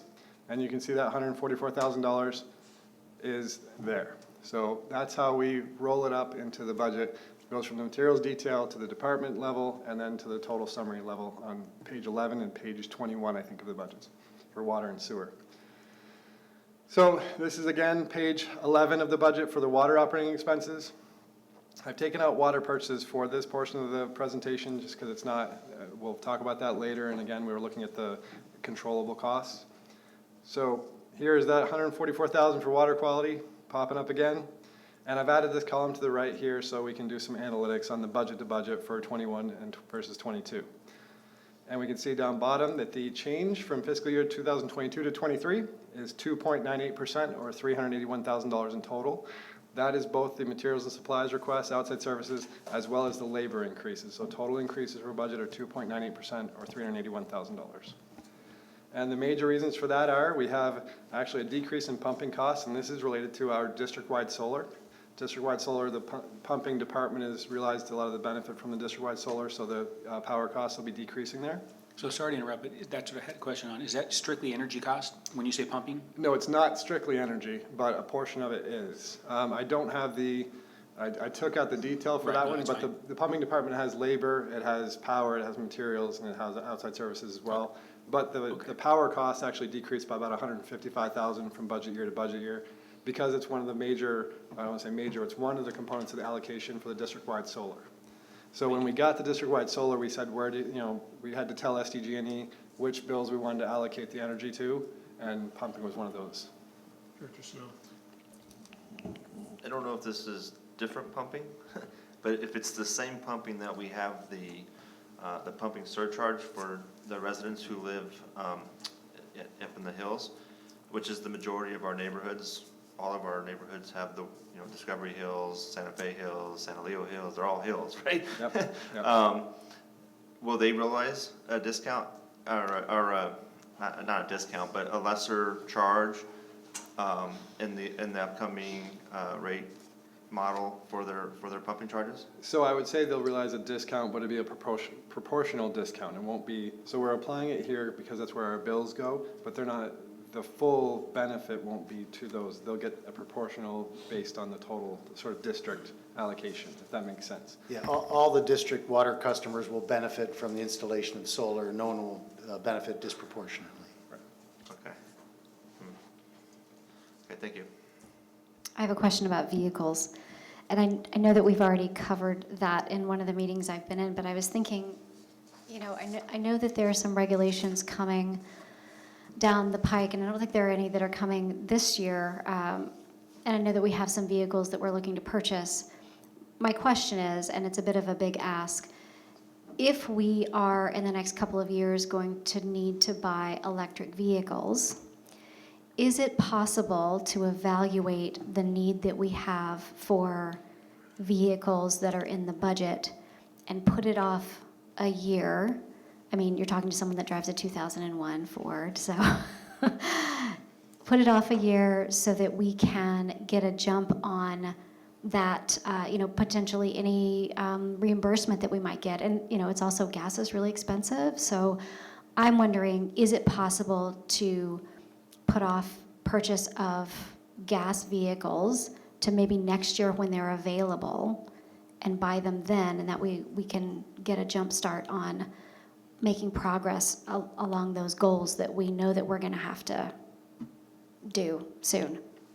Yeah, I guess I have a couple thoughts on that. Some of the vehicles that we're proposing to purchase this year are vehicles that we wanted to purchase last year and were delayed because of a supply chain issue. So they're another year older, requiring more maintenance. So some of them need to be replaced. I'm not confident that the electric vehicles that we're going to be forced to buy are going to be available in the numbers when the governor and the state are mandating them. There's going to be such a demand on the marketplace, and I just don't think that they're going to be available. So I don't want us to get put in a position where we delay purchasing needed vehicles, hoping that there's a replacement alternative fueled vehicle, and they end up not being available, but we're bound by the new regulations and we can't replace it with a conventionally fueled vehicle. So I recommend moving forward with the vehicles that we have proposed, and then when the regulations kick in and the marketplace can actually deliver the vehicles, we'll purchase them at that point in time. This is going to be a forever thing, right? So I don't want to take too short of a view of this and jeopardize the long term. After, and I think I'm looking at Ed, I think it's after 2024, we're going to have to start transitioning to 50% of our new vehicles purchased are to be electrical or, non-internal combustion type of vehicles. And then after that, it goes up to eventually 100%. I don't know which vehicles will be commercially available. Some of the larger ones like Vectors and heavy-duty dump trucks may never be available or won't be available for a decade. But the F-150s, F-250s, they will start to come on board. But you can imagine how many public agencies there are that are going to be subjected to the governmental regulations. I don't think the auto industry is ready to meet that demand. So. Thank you. Can we go back to comment Director Schnall made, her question about the energy? I'm struggling with why everybody gets the benefit of that savings if it's generated by essentially pumping. It seems to me like the benefit ought to proportionally go to pumping accounts. So what I would say is because the district-wide solar facility is for the whole district. Now, just because we have to say, most of our costs go here, we really want to allocate it more fairly. It's just, that's like the biggest bill is here, so we're going to put it there, and there are requirements as far as where we have to allocate the costs. But we feel the whole district should benefit from the district-wide solar system, not just, that one department or. Yeah, and I think that the residents that do live at elevation will get a bigger benefit than others, but it won't be disproportional. Right. So they'll get a credit, so to speak, on the electrical cost for their pumping, and if they pump a lot of water at a higher elevation, they're going to get more than somebody who lives at the ground level. Okay. But it's because of everybody, rising tide floats all boats. Everybody's benefiting. They'll just benefit more. So the rates for the electric rates, the surcharge that we put on the people that live in the pump zones, right. Those rates haven't been increased for a few years, right? Right, which is why Mike was yelling at me that they won't benefit from it because we need to raise the rates first and then we need to provide them with the allocation of the savings. That's what I'm getting to. Yeah. They probably won't see much of an increase rather than say they're going to get some kind of credit, which I think they'll receive less of an increase than they would have if we didn't have the solar. That's probably what will happen. Right. Okay. Thanks. Yeah, so my understanding is we have to choose a certain number of bills that we can allocate the cost to. So, just because we can't allocate it to all of our bills doesn't mean they all shouldn't benefit from the solar bills. But as part of the RESBIT tariff from SDG&E, You can nominate up to, I think it's 50 accounts. Yeah. But essentially, all the electric use is pumping in this district. I mean, there's very little otherwise. Well, we have a lot at the plant as well. Okay, so the plant account is on the, is Yes, yeah. And you'll see that in the sewer portion where there's going to be a decrease budgeted there as well. Thanks. Okay. So another major change is that Safety and Regulatory Affairs is budgeted to increase by $97,000. And General and Administrative Expenses is budgeted to increase by $176,000. So those are the major drivers for the increase. Taking a look at them in detail, and I'll do the detail for the water. Sewer, there's not as many large changes, and I don't want to go into too much detail and make the meeting go too long. So, but for a couple of these, I want to take a look at it. Safety and Regulatory Affairs, we can see here, this is on page 14 of the draft budget. And the major reason for the increase there is the $80,000 increase in the safety support, which is for outside services, which we can see here on the materials and services. This is page 7 of the water materials and services. And if you look at line 527, you'll see a request for a safety consultant. And this is really to make up for a lack of staff and vacancies and having to deal with a lot of COVID issues and other regulatory requirements. So we're requesting the safety consultant, and the total cost of the consultant is actually $150,000, but it's allocated between water and sewer. So it's 51% to water and 49% to sewer. So we'll see an increase in safety and sewer as well for the same reason. So moving on. Can you go back one slide? Sure. I caught my eye on something. I don't know if I read it right. Does that say roadway worker? Is that more roadway than railway? Where's that one? Oh, the Budget training. amount, 2,700. 535. Yeah, that's a good question. That'd be some safety training that we're working on. I'm not really sure. Do you know? That can help. So we have to train all employees that have anything to do with our facilities near the railways. And they have to be trained by the railway company. So we have to pay for an outside trainer, and we send all employees to that training. They get a little sticker on their hard hat that says they're allowed to touch, well, they can't touch the rails, but they can touch dirt around it. Because we do have facilities, pipes and sewers and that go underneath. That makes perfect sense. Thank you. I don't recall seeing railway worker training in previous budgets. It may have been there, maybe I just missed it, but I don't think it's every year. It kind of caught my eye. Yeah, I don't think we're required every year to get the refresher. Yeah. It's every 2 or 3 years. Great, thank you for the explanation. I'm glad you mentioned that too, because if you'll note that this $76,500 does not have an R next to it, so it is not a recurring cost. It's a one-year request, whereas the rest of the requests there are recurring and will be ongoing. So moving on to general and administrative expenses, there's a $176,000 budgeted increase, and that's resulting from labor, which is basically just the COLA increases and normal steps. And then you have regulatory fees, and we'll take a look at the detail for the regulatory fees. So here are the materials and services on page 9 of the water materials and services. And on line 700, you'll see there's a request for a WIA compliance. So we're updating our emergency response plan for $35,000. And then we've seen increases in the State Water Resources Control Board for their water system annual fees. They had about a 27% increase this year, so it increased significantly. So those are the major reasons for the increase in general and administrative expenses. So moving on to wastewater operating expenses, and this chart shows the total wastewater operating expenses of $14.2 million. And here you can see Encina's costs. They're 23% of our total wastewater operating expenses. For the presentation, we're going to focus on the other 28% down here on the left, and that's for the treatment at Meadowlark plant, as well as other operating costs. And only 7% are really unrelated to treatment, so sort of more controllable costs. This is page 21 of the draft budget, and it's the water operations expenses. And I've added this column for analytics, and you can see the total change from budget year to budget year is $465,000 in wastewater operations, or 3.38%. And the major driver there by far is collection and conveyance, a $300,000 increase. And this is, I'm glad Scott presented before me, because it kind of helps out and confirms what we're saying, that chemical costs have increased significantly, and we're budgeting for a $170,000 increase in chemical costs. So they're going up from $315,000 last year to $485,000 this year. So moving on Real to the. quick, Kristen, and it still boggles my mind, just the amount of that. Collaboration, I mean, everybody's having the same problem. We all buy from the same vendor? I mean, is there something we can buy in bulk with Encina, with Carlsbad, with Olevenheim to get a better bulk rate if we collaborate with other agencies? Yeah. Because that seems like, I mean, Encina's having the problem, we're having, it's gonna be it's a countywide problem, or it's a nationwide problem.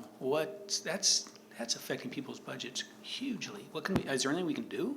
So the general manager and I have been discussing cost sharing with other agencies. One of the biggest problems, we don't all use the same chemical. So it's a matter of what do our systems use? And unfortunately, the chemicals for the collections conveyance, it doesn't have anything to do with what the chemicals we use at the treatment plant.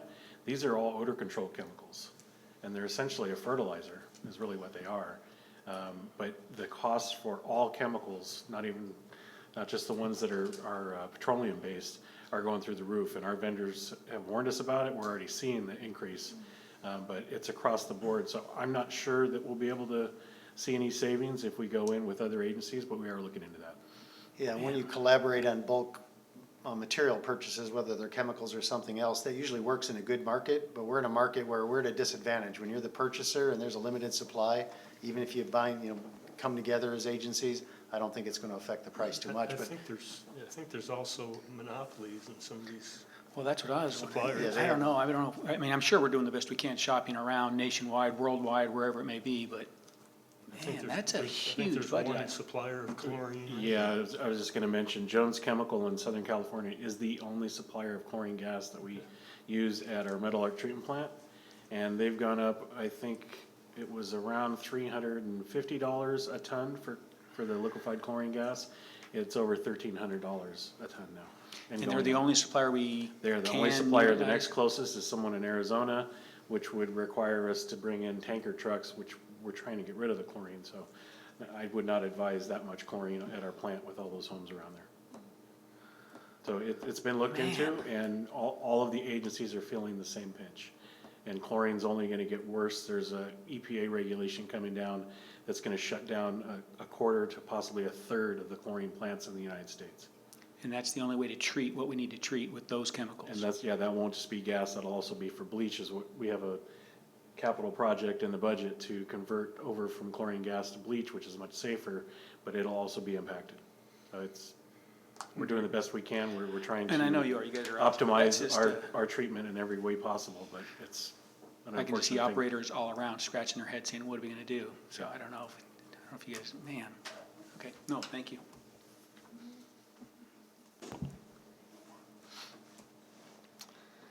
So moving on to the budget calendar, our internal process in April is we incorporate all the budget items into the budget. Then it's the first review of the draft budget by the finance manager, and we continually revise and refine it. And then on April 11th, we had our third finance committee meeting. At that meeting, there was a lot of information. We had the capital budget requests, which we have something like 80 of them this year in total capital budget items. And we went through the preliminary salaries and benefits. So we will start today, I'm actually going to go over salaries and benefits first, and then we'll go through capital since there is so much detail involved. So this is page 25 of the draft budget that you received, and these are the salaries and benefits budgeted for fiscal year 2023. And you'll notice, well, first, let me say I added these columns to the right for some analytics for today's presentation. And you can see the column labels at the top, A, B, C, and D. That just kind of gives you an idea how the formulas were calculated over here for projected versus budget for fiscal year 22, projected versus actual for fiscal year 22 versus 21, and budget versus budget for 23 versus 22. So going through those, projected versus budget for fiscal year 2022, we are projected to be $250,000 under on salaries for fiscal year 2022. That's really just a result of a lot of turnover. We've had several retirements, or at least 4 that I counted this year. And we're scrutinizing positions, saving money that way, and bringing people in at lower pay scales. And then the total salaries and benefits for fiscal year 2022 is projected to come in at $688,000 lower. A lot of that's because of the benefit savings of $438,000. And one of the major drivers there is group insurance is budgeted to be $168,000 lower than anticipated. For projected versus actual, so projected fiscal year 2022 versus actual 21, again, we're projected to be $357,000 lower than the actual for 21. Same reasons, lots of turnover, retirement, scrutinizing positions. And then the total is projected to be $622,000 less than the actual for fiscal year 2021. $265,000 of that is for benefits. And the major driver there is for the PERS. It's coming in $322,000 less than the actual for 21. And that's really a function of paying down the PERS UAL as well as the salaries. So PERS is based on salary, so the lower salaries means lower PERS costs. President Elthar? Wes, on your projected versus budget fiscal year 21-22, the $688,000 total salaries and benefits projected under our budget sounds good, right? But in reality, the rates that we currently have are set based off of the budget, not the actual. And I understand that anything that comes in under budget that savings will go into the reserves. But is there an effort, and this is just one category out of all the many categories that you're talking about tonight, and so if we took them all, and I'm sure you have some sort of summary page, is there an effort to get that budget number more accurate so we can help keep the actual need for our revenue from our customers more accurate, and not have, I mean, 688,000 is, on the grand scheme of things, is not a lot of money, but it's you know, it's 3 times the increase in chemical caustic, for example, right? And so when we're looking at an overall rate increase potential of 2.5% or so, if we could get the budget a little tighter and more accurate, maybe within plus or minus 5%, maybe we can offset that 2% overall rate increase that we might be projecting in the future. Yeah, so salaries and benefits, we actually budget by individual person, their expected steps. It's a very detailed budget as far as that goes. And we try to anticipate when people are going to retire, leave the district, what we're going to bring them in at. So that's what makes that kind of difficult. And being, I mean, it is $17 million. So, you know, with those sort of unknowns, you know, being at $250,000 below in salaries is pretty good when you're talking about almost $11 million. We're always trying to make it better, though. We're always trying to say, okay, how many people do we think are going to retire during the year? We anticipate them coming in at, you know, a step C, which is the middle step, or the, you know, the normal step that we bring them in. We're always trying to improve it. Overall, it's a good story because it is savings. Group insurance, for example, Kaiser does this thing where they spike their prices every 5 years and then they kind of stay normal. Well, now that we've seen that pattern, we can start looking at it and say, okay, we know they spiked them this year, but let's not do a 5-year average on the Kaiser increases. So we're always trying to make those type of improvements and get closer and closer to the budget. Great, thank you. It's the actual. So then projected FY22 versus actual 21, same story, but then we do see the actual realized savings from the PERS paying down the UAL and the lower salaries. The budget for FY23 versus FY22 is budgeted to increase by $657,000 or 6.45%. The reasons for this are we plan to be fully staffed. We only have 3 vacant positions now that we're working on filling that should be filled probably in July. We have a 3% COLA. The COLA is capped to 3% per the MOU. That'll go into effect the first full pay period in July.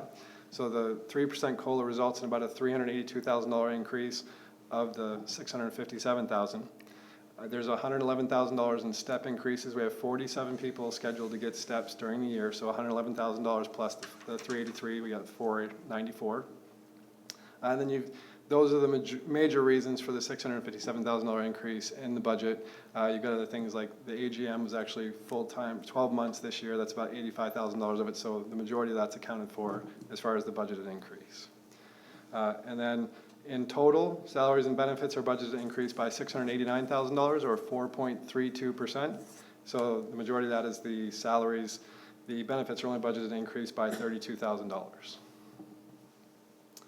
So that's salaries and benefits. Now I want to talk about how we've kept salaries and benefits steady and go into some staffing levels and other initiatives the district has taken to save money. First, I want to talk about the budget to actual salaries and benefits over the last 5 years, and this is my colorful slide that we've seen it several times.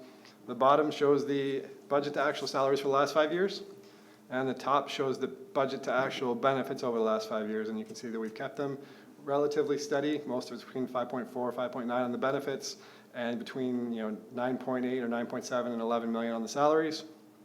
And overall, we've done pretty well. We've been 2.4% budget to actual in 1920, and in 21-22 we might actually realize a savings of 4.3% budget to actual. So how have we done this? Well, a lot of it's through the staffing levels. And here you can see in 2016 we had 115.25 authorized positions. 5.75 were vacant. They could have been vacant for several reasons. Scrutinizing positions just hadn't been filled yet, or other reasons. But in 2017, we actually eliminated 3.5 positions. Did that through efficiencies and other looking at positions and whether we could reallocate the responsibilities of those positions. And then in 2018, we eliminated another 4 positions to bring the authorized positions down to 107.75. These 2 initiatives alone saved the district hundreds of thousands of dollars.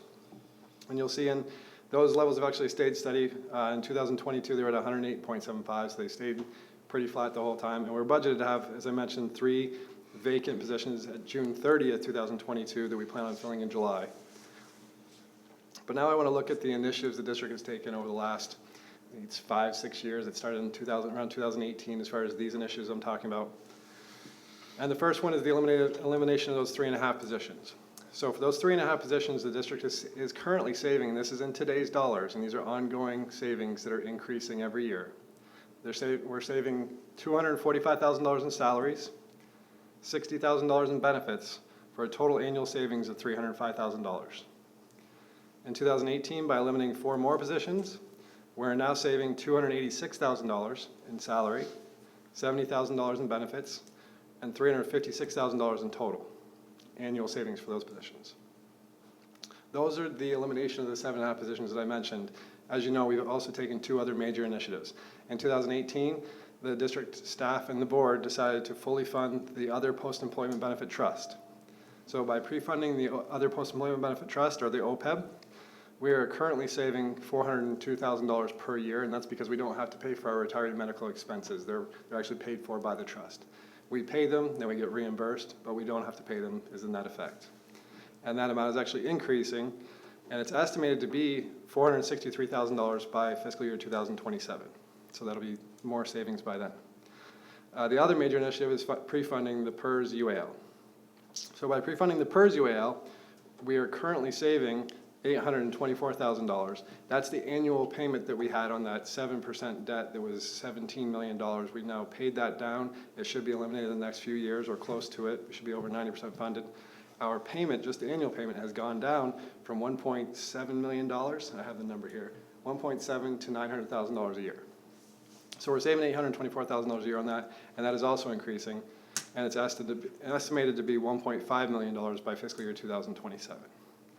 So in total, as a result of these initiatives, the district is saving $531,000 in annual salaries, $1.3 million or $1.4 million in benefits, for a total of $1.9 million of annual savings, and that amount is increasing every year. So we were talking about it before and discussing how we're able to keep our rates so low. This is one of the major ways we've been able to do that. But didn't you just say that there will be 3 open positions?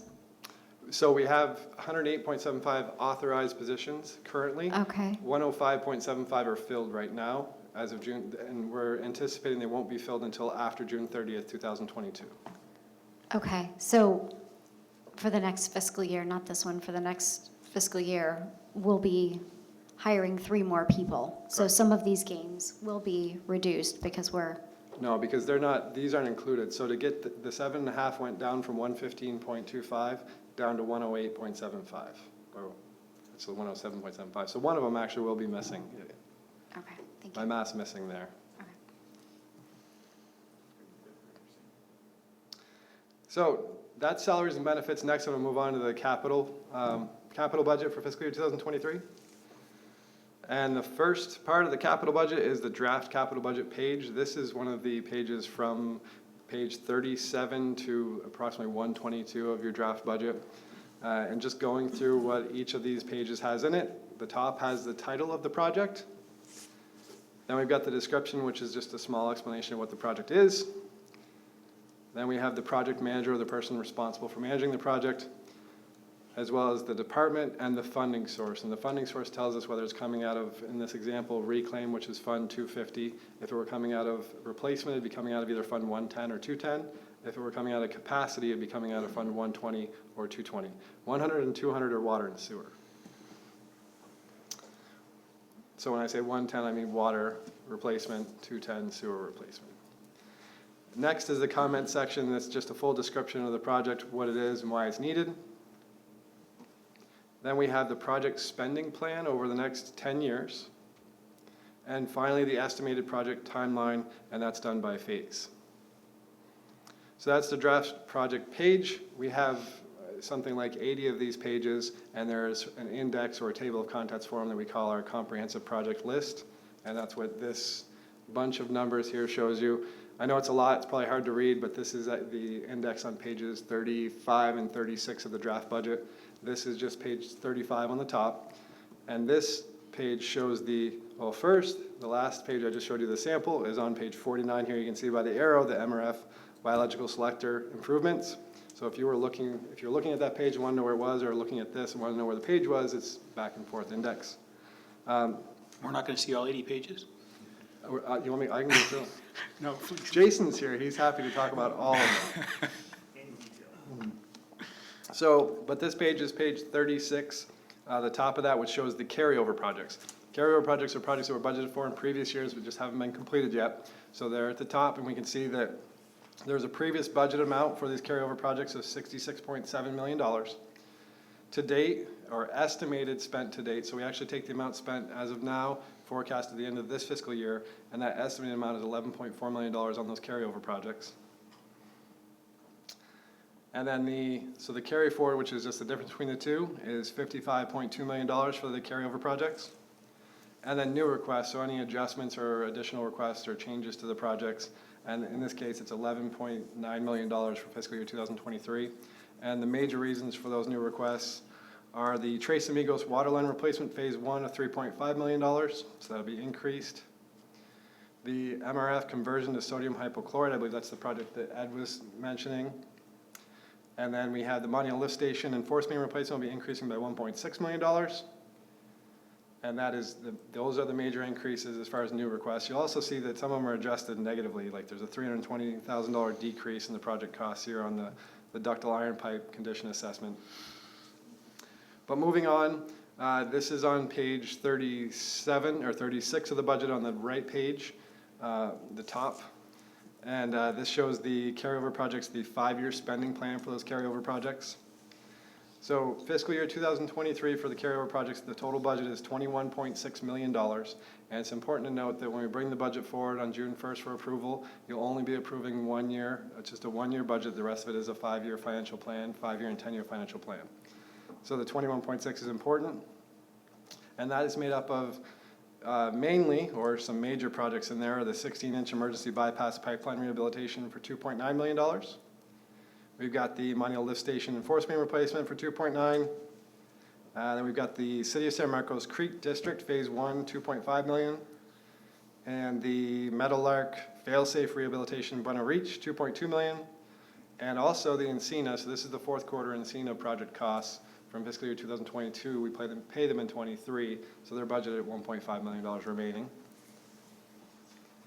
So those are the carryover projects. Now moving on to, this is the bottom of page, should be page 35. Wes. Yes. Yeah, back on the last slide, you had mentioned as one of your larger carryover projects, the City of San Marcos Creek District Phase 1. Can you tell us more about what we're doing as part of that project? And I'm a little bit confused as to why that's not developer paid for.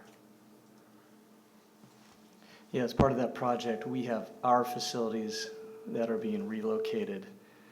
So that's because we have a cost sharing agreement. Relocating existing facilities. Correct. Okay. Correct. So we have a cost sharing agreement with the city So we pay for our share. That also includes our staff time to coordinate that work, inspect that work, et cetera. Okay, thank you. Makes perfect sense. I didn't realize, I thought we were putting in new infrastructure, but it's probably new, but we're replacing existing. Yeah, those were Yes. existing roads. They had existing facilities. I got it. Thank you. They make the improvements, and so, yeah, we're relocating. Thank you. Is part of it that old water line on Via Veracruz Bridge? That is, yeah, one of many. We've got sewer and water. Sticking up above. Yeah, that, I believe the one on Via Veracruz, that particular pipeline actually goes away. When that project was in design, we remodeled it and determined that we didn't need that facility, so that actually went away. But you do recall that sticking out of the ground.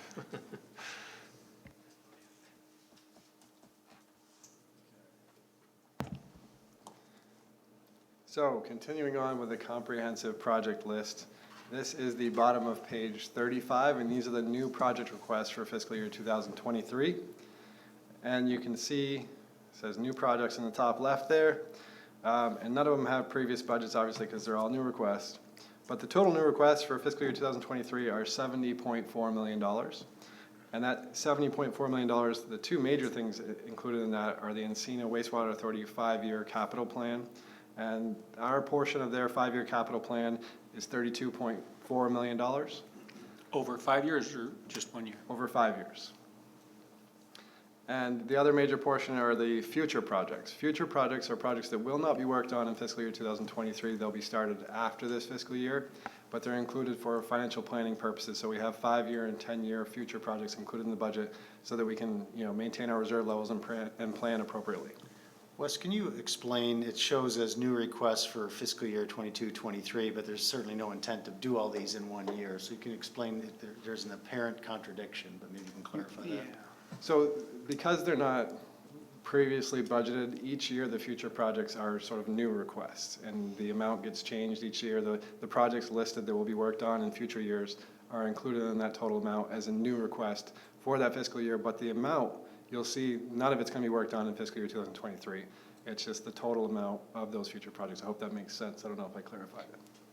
Yeah, so when we do the math, when you actually approve the budget on June 1st, you won't see those big dollar amounts to be spent in 22-23. They'll be part of a future plan, but they're being included into the budget, the 5-year plan in 22-23. That's why it shows here. Like not this 32 mil would be 6 million because it's over 5 years. Is that what I'm going to see on the Right, proposal? exactly, for the Encina portion, yeah. Okay. So what's Encina's total if this is our share? If 32 is our share? Yeah, so we're It's like 145 million, I think. Yeah, so. How do they plan on getting all that done? It's a staggering amount of projects. And that's what they've been hearing from the general managers. First of all, it's a lot of money, and two is, do you have the resources to get that completed? Well, that's my concern is, do they have the resources, and in turn, do we have the resources to carry out our capital program?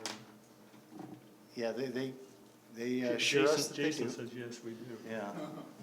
It's a continual struggle, but we do shoot high. We try to meet these demands. They're important projects, so we try to keep our foot on the pedal and try to get it done.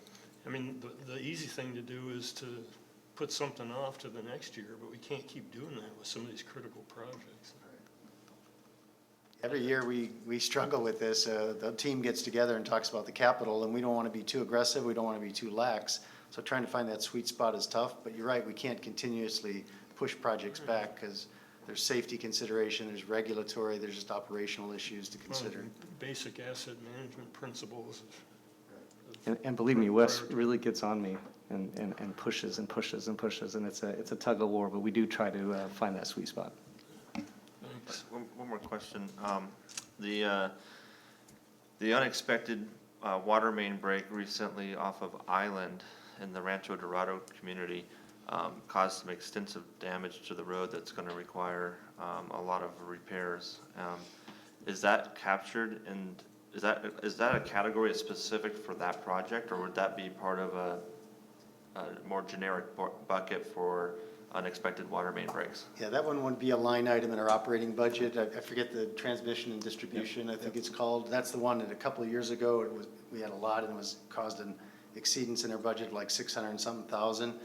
If we have enough budgeted, we'll just pay for it out of that line item.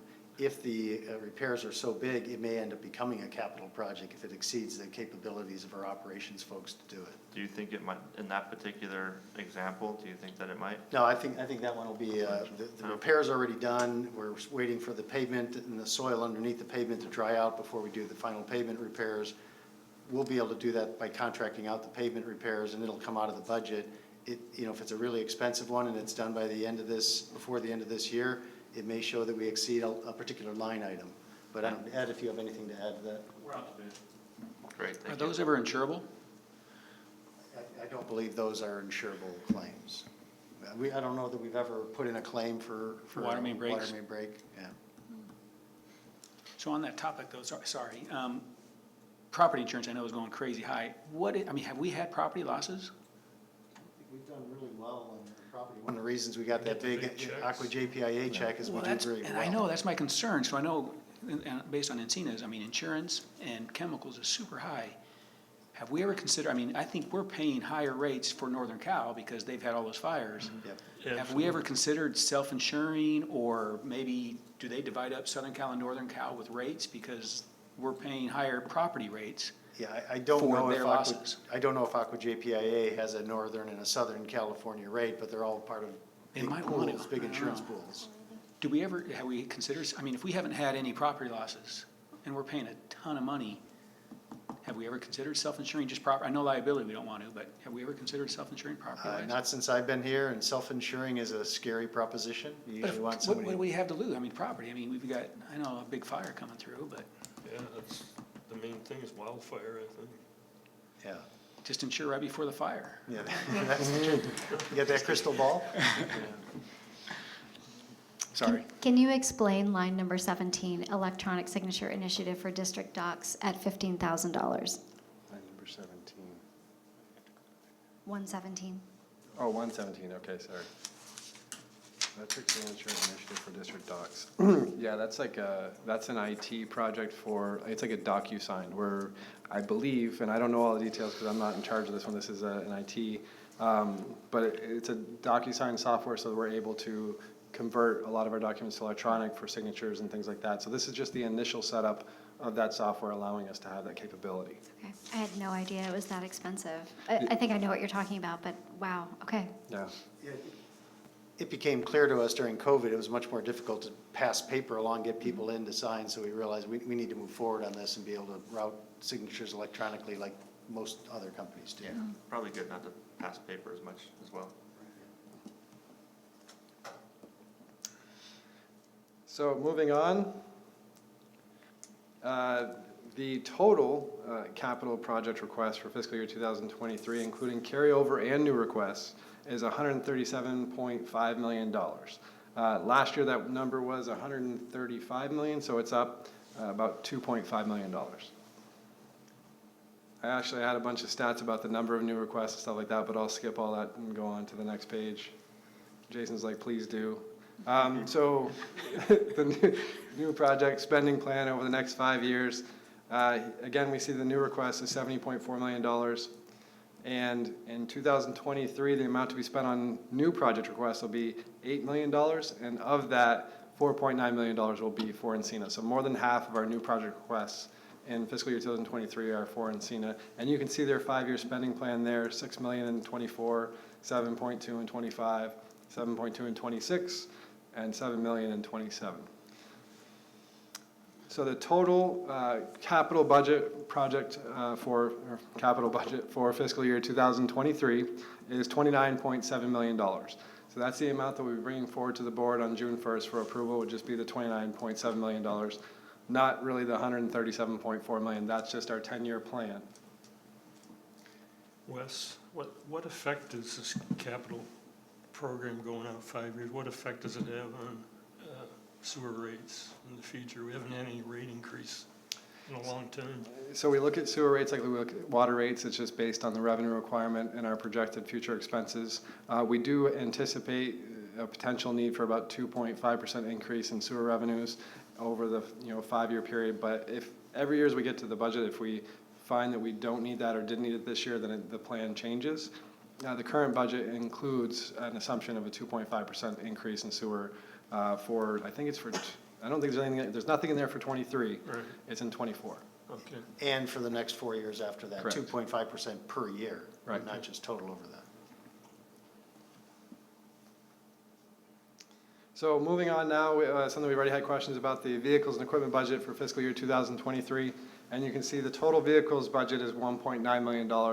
And yeah, this is quite a bit of money. And the main reason, or one of the reasons for this, is you'll see the highlighted numbers. And I highlighted the project number because we actually budget annually. Our project numbers are done by that fiscal year. So they start with the 2022 project number you'll see there. So these highlighted numbers are the vehicles that were carried over from last year that we weren't able to procure this fiscal year. So, and that total, actually, our budget for vehicles and equipment last year was $662,000. $567,000 of those were carried over into fiscal year 2023. So do we just buy cars cash? Do we not lease them, or We don't lease vehicles. We Why? procure them. just find it be more economical? Yeah, I think I'll look to Ed. He kind of manages the fleet, but ever since I've been here and long before, it's always been we purchase the vehicles. Just purchase cash right out? We don't finance, we don't lease?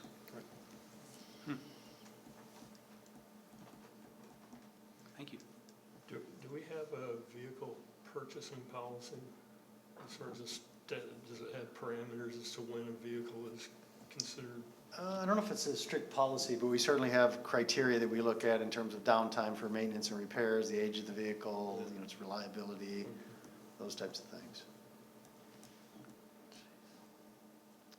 So then, the major request for fiscal year 2023, one of them is a no-des potable water main flushing trailer for $560,000, and I believe this is a new type of vehicle that we're requesting. I think Ed actually presented on it before. That was at the Finance Committee meeting. I don't know if you'd like more information on that. Ed's happy to give you more. Water main flushing. Yeah, so this is, if you may or may not know, but every year we flush water mains to remove sediment that accumulates in the lines. And the way we've historically done that is the water would be just discharged into the curb line and then flow down a storm drain into a creek. So this no-des, this is a truck-mounted system that basically filters the water. So you'd hook up to one manhole or a fire hydrant, and you would take the water out of the pipe, create high velocity flow through the pipe to carry the sediment, and then it would go through this filtration system on a truck-mounted system. And it would return water without sediment back to the line, so there'd be no loss of water. And given the drought and conservation measures, we felt this was the right thing to do.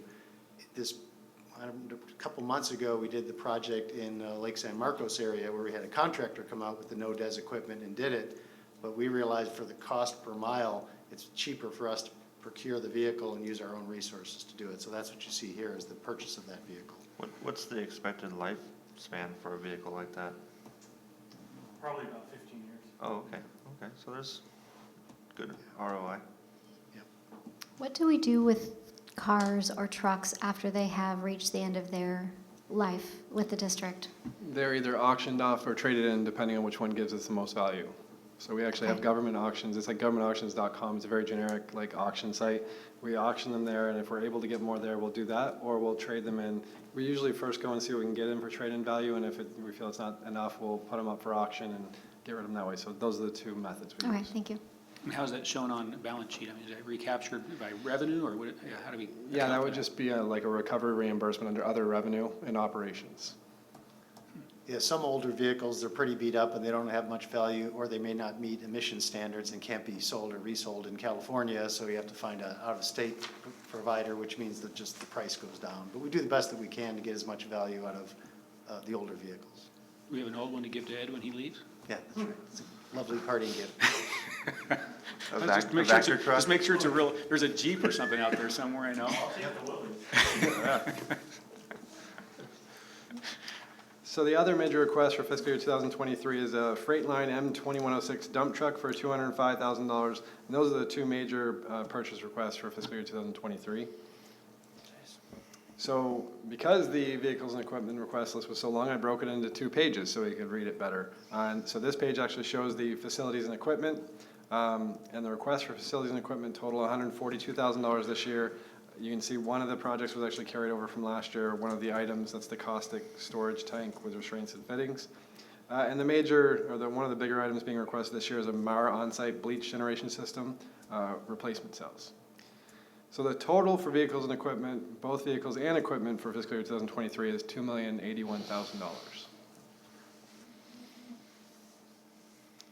So that's all of the capital budget and the vehicles and equipment.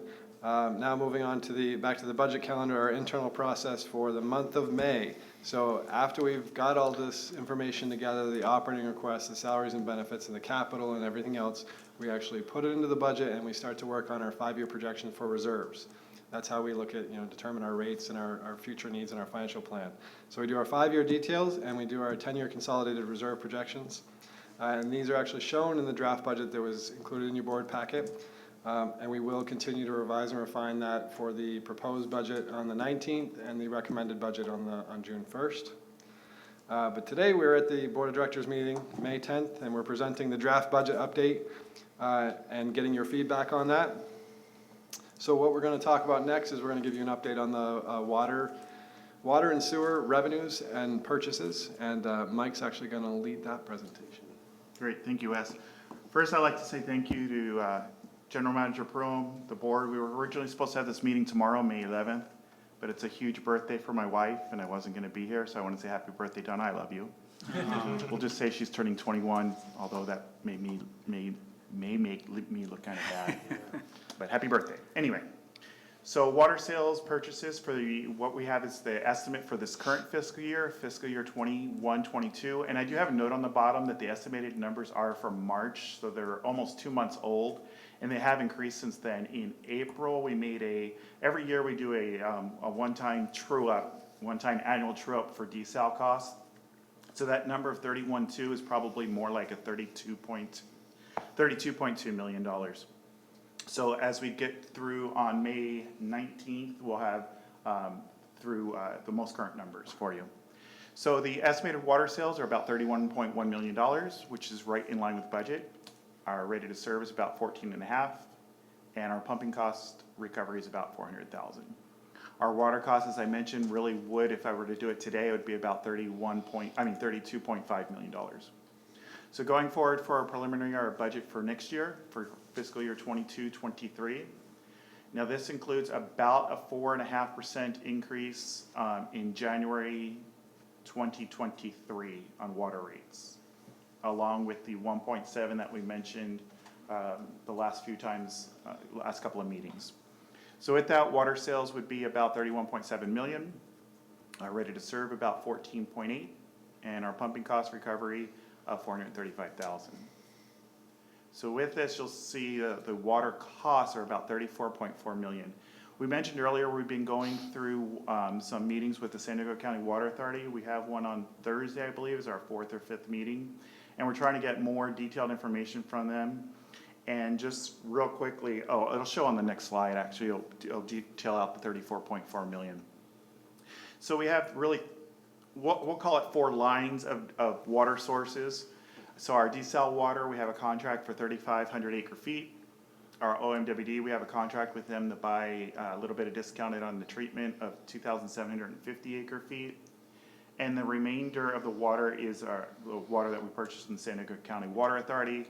Part of that has to do with the settlement we had with them to get additional desal water for a total of about 15,200 acre feet of water. I want to go over that price per acre foot column right now because some of these numbers are actually kind of shocking. We did get preliminary numbers from the Water Authority. And real quick, so for desal, we're projecting about a 4% increase in the cost per water per acre foot to get us a total of $10.7 million.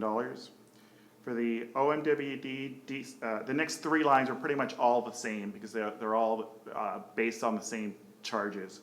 So the next 3 line items are commodity costs from the Water Authority, 8% increase. So I just want you to be aware of that. That is what their last published information that they gave us about a week and a half ago. The good news, though, is the total fixed cost is only proposed to go up about 0.2%. So the all-in cost for our cost per water is about 5.41%. So as Wes showed earlier, that pie chart with the Pac-Man of 72% of it was our purchased water. If we were to have no increases in our own internal VWD costs, the 72% of 5.41%, because I know Director Lothar always does that math for you, would be about 4% increase if we held everything flat. That's how much would be an increase on that. That 4% you're projecting to happen January 1st? Yeah, it's about a 4.5%. And are we treating that as a pass-through? It'll be a partial pass-through. I think VWD costs that we pass through aren't technically labeled a pass-through charge, so I gotta find another terminology for them. But in a sense, it's a pass-through. I believe with Wes's presentation, the internal charges were about 2.98 or 3% for our portion of the increase for the VWD. Which actually, if you compare it to the December to December CPI last year, I think the CPI was 6.4%, and for our internal costs to go up 2.98 is very good, especially considering, I mean, you look at all the things that Wes labeled out that are saving us money. I think that management and the board have done an outstanding job trying to keep those in line, considering what inflation is right now. I think that's all I had on that slide. I think the next slide is sewer. So sewer is actually a lot easier because there are no rate increases projected, as Wes mentioned, for fiscal year 22-23. So the estimate for the current fiscal year is pretty much in line. It's off by about $100,000. A lot of that's rounding and not having a complete fiscal year in. The reclaimed water sales, Wes, if you can help me, do we have a new contract that's getting us a little bit more money on that? No, this doesn't reflect anything as far as the new contract. This is just reflecting our, and Full the year. new contract should still. The new contract should still be recovering our actual costs, which is included here. So when we show reclaimed water sales, it's recovery of our full tertiary costs. And hopefully with the new contract, that number really shouldn't change because we hope to recover our full tertiary costs. And then the other revenues would be smaller revenues, interest, some reimbursements and things like that. So that is the summary of both the water and then the sewer revenues for both the current fiscal year estimate and for next year preliminary. If there's any questions, I'd be happy to answer them. Just a quick question on desal. Do you foresee, I mean, as it keeps going up, it seems like it should be going down based on being more efficient. I mean, it was fairly new, but now, do you not see that going down? I mean, do we not see desal prices going down at all based on just them becoming more efficient? And they're not, I mean, do they treat it with chemicals? Desal? I think So the they chemical actually- cost shouldn't be. Well, they actually have to add chemicals at the end of it, because it's when you. It's the power. Power is the big thing. Is that the biggest factor, is just the power? Yeah, and power's But killing. that's what I'm saying, they should be more efficient in how to do it after, as long as, I mean, the longer they do it. I don't know, desal seems like for the future to me, and I'd love to see that go down somewhere. Those costs between import water and desal we're supposed to cross here in the next few years, and they're just diverging. Yeah. Yeah, but I don't, not They're that supposed way to though. do that. They were supposed to go like this. So there's, I mean, you don't foresee Now, granted, that was desal over rates 20 going years, down, so we're not there yet. water No, purchases? No, I never see desal rates going down. With the hope was that they would increase slower than imported water costs would increase, and then those Right, lines and would I've cross. seen that graph, and Right. I'm not too excited about it, but. Yeah. All right. Yeah, and right now, like I mentioned, desal I think is projected at about 4.1. We'll get better numbers a little bit later, and then the commodity for SDCDBA is about 8. But Jim, but not to get us off track, but I'm sure we've all read the reports with Lake Mead lately. We might get to a point where desal's our only water. So especially with climate change and what's going on in the Rockies and Lake Powell and Lake Mead. So it may be expensive water, but it might be our only water here in the future. Well, and I see that, that's why I'm hoping it'd be cheaper, but there's gotta be a way they can curb those People like costs. Arizona might be our desal partners here. Yep. That's how bad it's getting on the Colorado River. And Director Pennick, that's one of the reasons why we are pursuing a direct potable reuse project in the future. It's not gonna be Yes. cheaper, it'll probably be as expensive as desal water, but it'll be reliable, and that may be one of the only supplies of water, so. Water prices are not going down. I know, well, there's gotta be another option, that's why, not to beat a dead horse, I'm just on the chemical thing. So, quick story, and I don't wanna compare hot dogs to water, but, you know, ever been to Costco and had a hot dog? It's $1.50, and it's been that way forever. So I asked once, I said, how are you guys doing that for $1.50? And they said, well, our supplier, they raised the rates on hot dogs. So Costco bought the supplier. I mean, do we ever think of a bunch of water agencies buying the chemical supplier? I mean, why don't we buy Jones? And then we could control our chemical costs. I don't know. I don't want to compare hot dogs again to chemicals, but do we ever think of buying the supplier and keeping those rates down? Because that's going to be the future of water is, it seems like chemicals. Has that ever been even talked about? I don't think the industry's ever looked at that. And it may not be, Jones may not be taking advantage of their kind of monopoly. It may be just where they acquire their materials from. They gotta be though. But, okay, I know, but you're a lot, yeah, I'm a little bit more cynical maybe. Prices are certainly going up faster than inflation. Yeah. Huh. All right, I know that's a discussion for another time, maybe a round table, but, okay. You could use a hot dog right now. I'm hungry. It's only $1.50 at Costco. Or Costco pizza, that's good too. Yeah, And that pizza, includes a that drink. sounds excellent. There's probably water in that drink too. So we're almost I done. thought I've seen you over there at lunch. It's my favorite place, except when they gave away the chicken salad. I was really sad when that went away.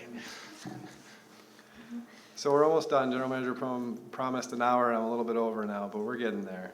So last part of the presentation, now we're moving on to the replacement reserves. I summarized both the water and sewer historically from 2018 and projected through 2027.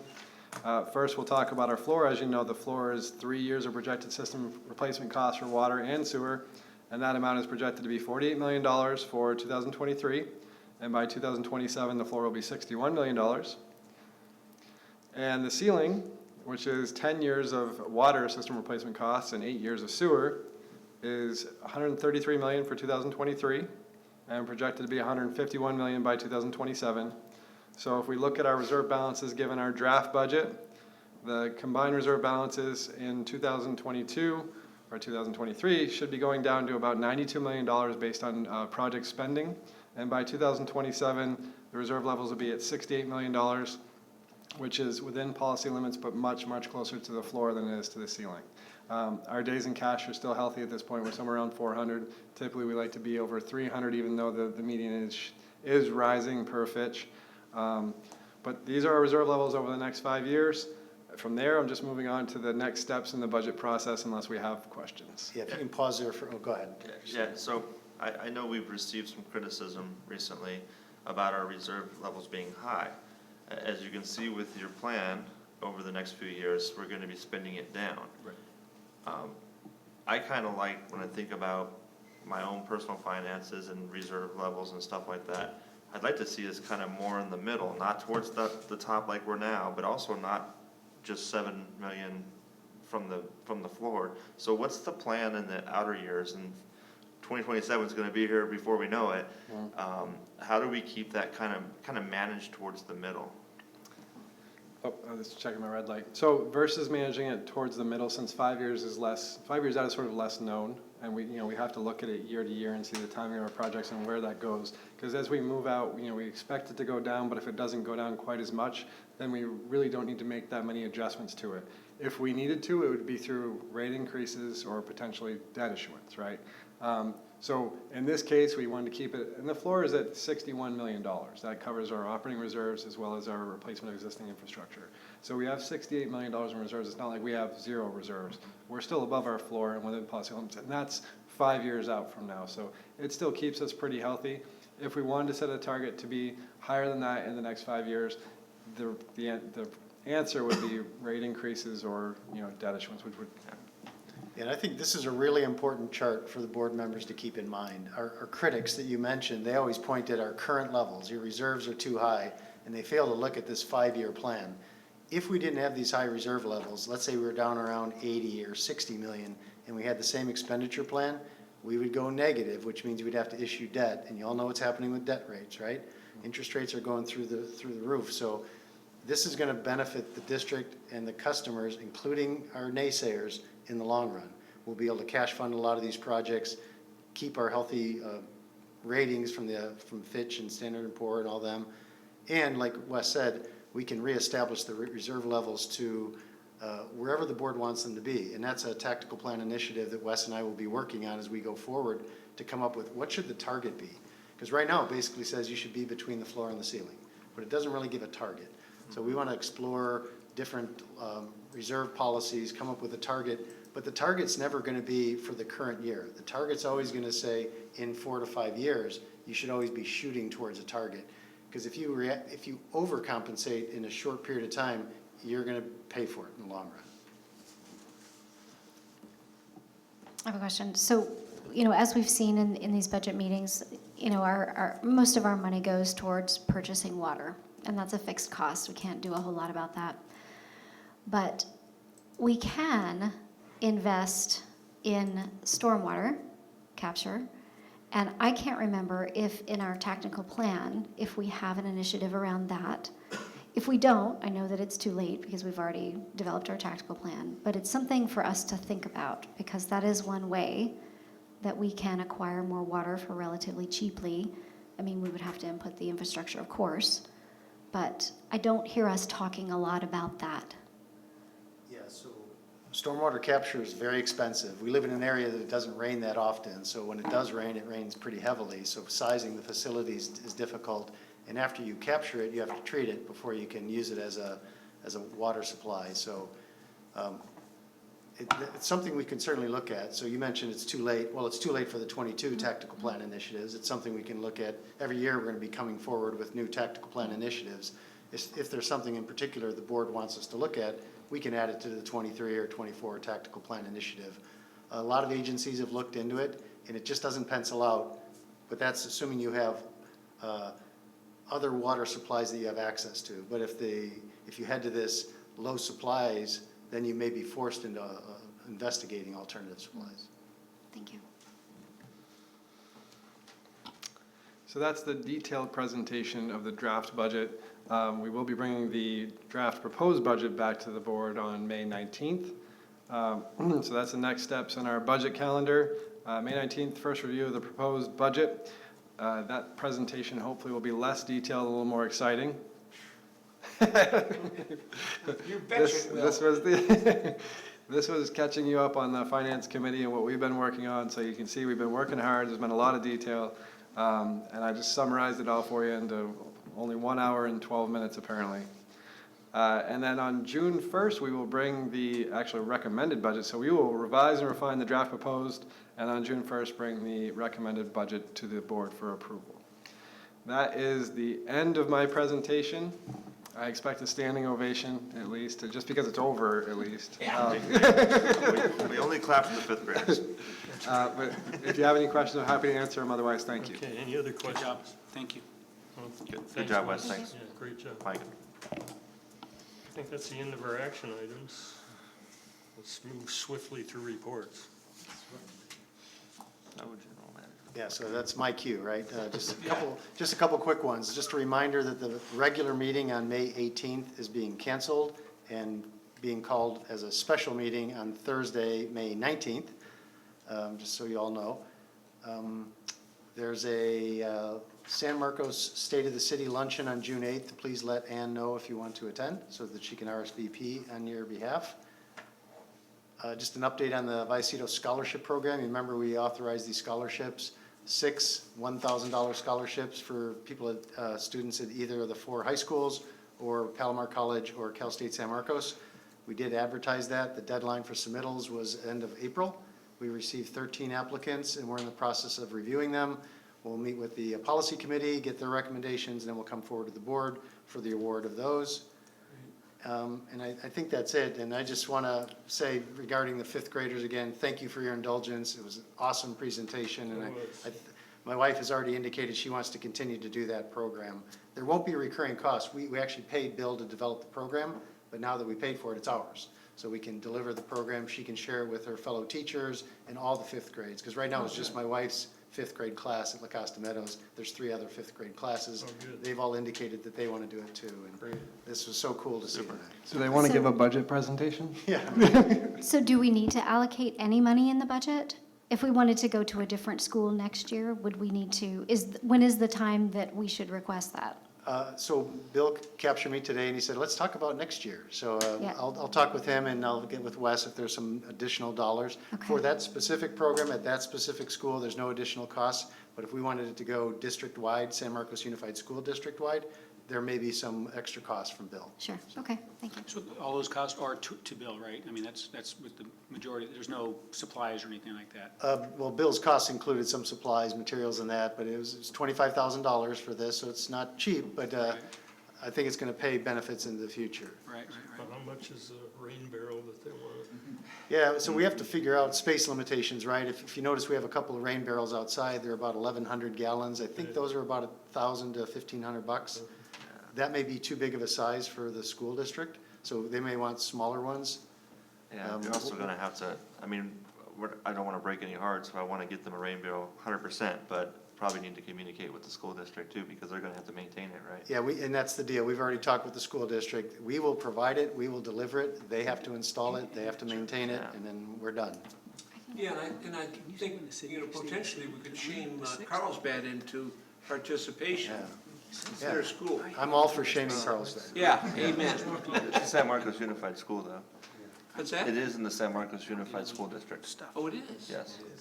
Oh, that's right, it is, yeah, I'm sorry. And that's all I had tonight. Okay, District Legal Counsel.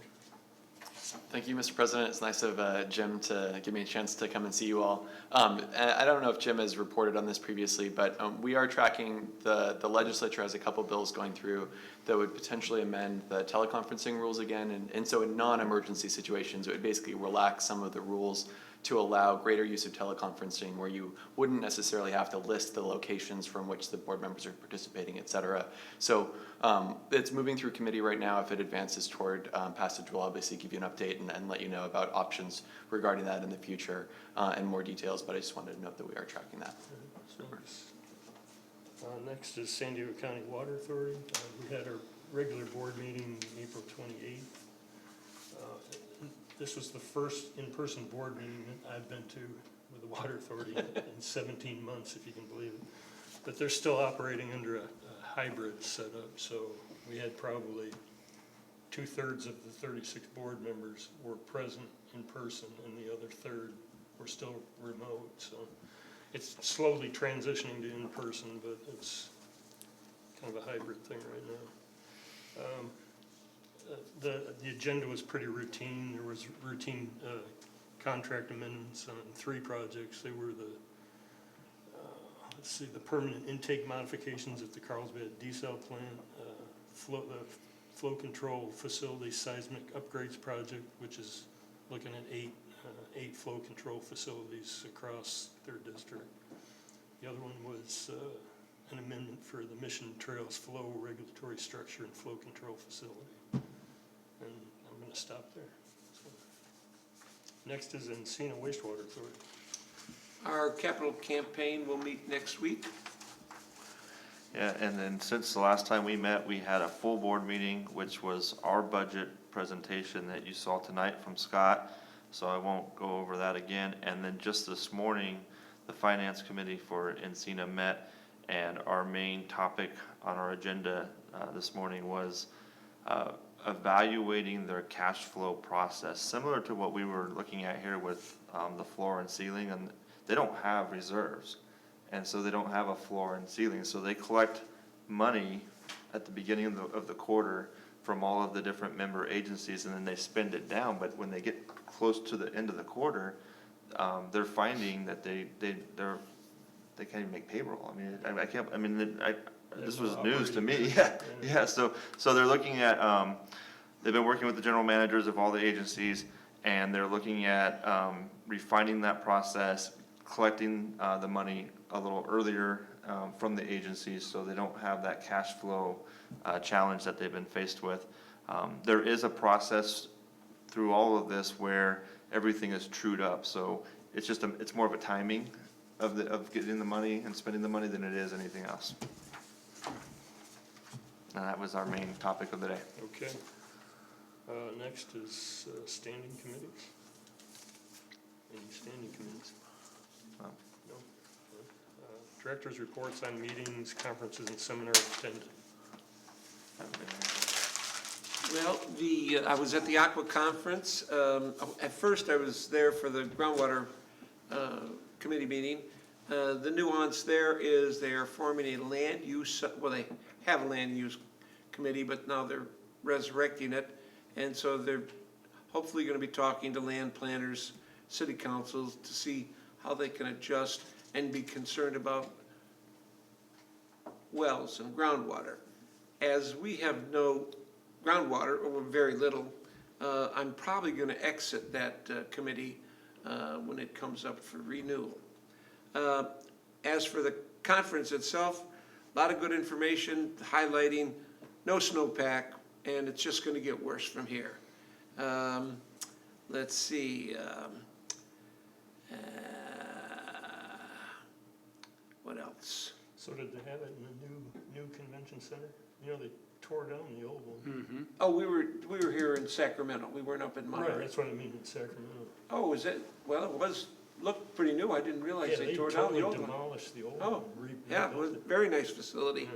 One of the other big items was that there is money for rehabilitation of facilities, and I'm wondering if anyone is looking at what it would take to rehab Lake Hodges, and I don't know what opportunities there may be for Lake Hodges and Lake Poway, but is somebody looking at what that, because I know Lake Hodges is down because of the dam not being safe, although when it overflowed, it didn't fall apart 20 years ago, so is anybody looking at that? It's money for, it's money for rehab of dams? Yes. Okay. Yeah. They've got, there's a dam safety project in the works. It's about $200 million.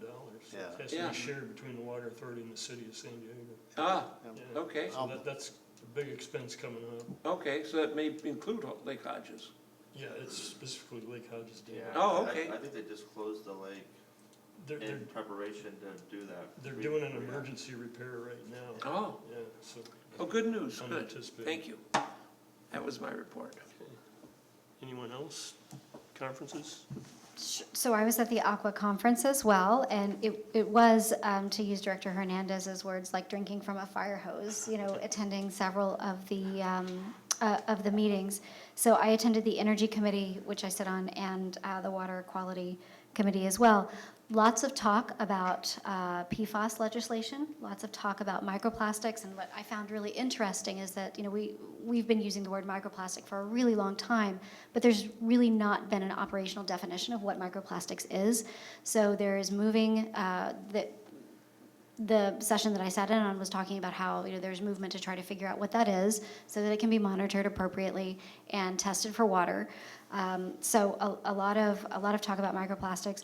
It seemed like every place I went, also, if there was federal representation, there was a push toward, we have money, come get it.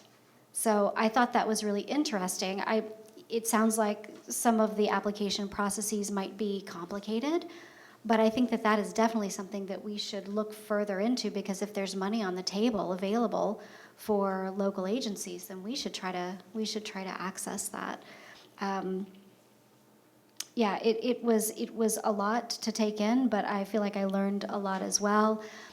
In particular, there were several sessions about climate change in relation to wildfire and the role, sort of the intersectionality between water districts and wildfires. So I found that really interesting too, especially where we live. Same conference. In fact, I was going to ask, is this the best forum? I mean, three of us went there, Jim, Tiffany, myself. And we spent a lot of money sending directors up to conferences like that, and then we spend, 2 minutes debriefing real quickly at a board meeting. And there's a lot of information. I don't know, is this the best forum to debrief? Do we have a better, committee or a debriefing where we can all talk about what we learned, or is this pretty much the best forum to do that? Yeah, so the reason it's on the agenda is there's a requirement. You have to report out, right? So that's a regulatory requirement. If there's specific items that you found interesting that you want to explore, Then we we put those can on the put it agenda. on a subcommittee and we can talk about it there in depth, or agendize an item to come back to the board. Okay, well, maybe I'll bring that up next. I mean, yeah, I thought it was a great conference, talked about volunteer agreements, innovation. Riverside did a great thing with groundwater up there. I don't know if you heard about, Daniel Kennard. I don't know if you know him, GM up at Riverside, did a fabulous project. And Rainbow received a finalist award for their helicopter. They have an open tank that a helicopter can remotely fill this tank up with, I don't know how many gallons, 5,000 gallons, I think, fill it up in 5 minutes and for a firefighting technique. And it was really neat We actually have money in the proposed budget to do a similar installation. to do something like that, yeah. And it- Heli, I think it's called a heli hydrant. Heli hydrant, that was called, yeah, it's pretty cool. Does it fill the helicopter? No, well, it fills a tank, so there's an Fills open the roof tank under the helicopter. There's an open roof tank on one of the mountain tops, and then Okay. remotely they can fill it, so. And it's then the like helicopter will come down and takes With the a water siphon. from I it gotcha, okay. to do a water drop. Yeah, it was pretty cool. A lot of discussion on cybersecurity and the importance on that. JPIA is really looking at an insurance policy for that. We hired somebody, or we have somebody, I don't know, we're looking into cybersecurity, but there was a real concern about cybersecurity and Ransomware, did they talk about? ransomware and how that affects water districts and things like that. And JPIA is scratching their head trying to get a policy together, but they can't rate it. It's just too expensive. So I know we're doing in-house stuff where we're just, and just the importance of doing phishing and training of employees and how not to open certain emails and things like that, and the importance of that. So, like that was said, just a really good conference, a lot of information, and it's hard to, kind of highlight certain ones. But no, thank you for the opportunity to go. It was awesome. So that's all I have. Okay, other business directors' comments, future agenda items. Anybody? Just a quick comment, because I received some feedback. I met with some folks last night, and one of our constituents who lives off a Schoolhouse Road in the San Leo neighborhoods provided some positive feedback about some interactions that the neighbors in that immediate area have had with our crews that go up there and service the reservoir up there. And she just said they're always very pleasant and very mindful of the neighborhood, and just had really nice things to say. So if you could pass that along, that'd be great. Thank you. Anybody else? Just a confirmation on that State of the City. I had it in my calendar as the 6th, but it is the 8th? We're pretty sure on that? Yeah, I think so. Okay, all right. You might want to double check, because for some reason I punched it in. So it's already double checked. Okay, my calendar I'm sure is wrong, and yours is Okay, right. Last chance. That's it. Any other comments? Okay. Adjourn. Thank you, everyone.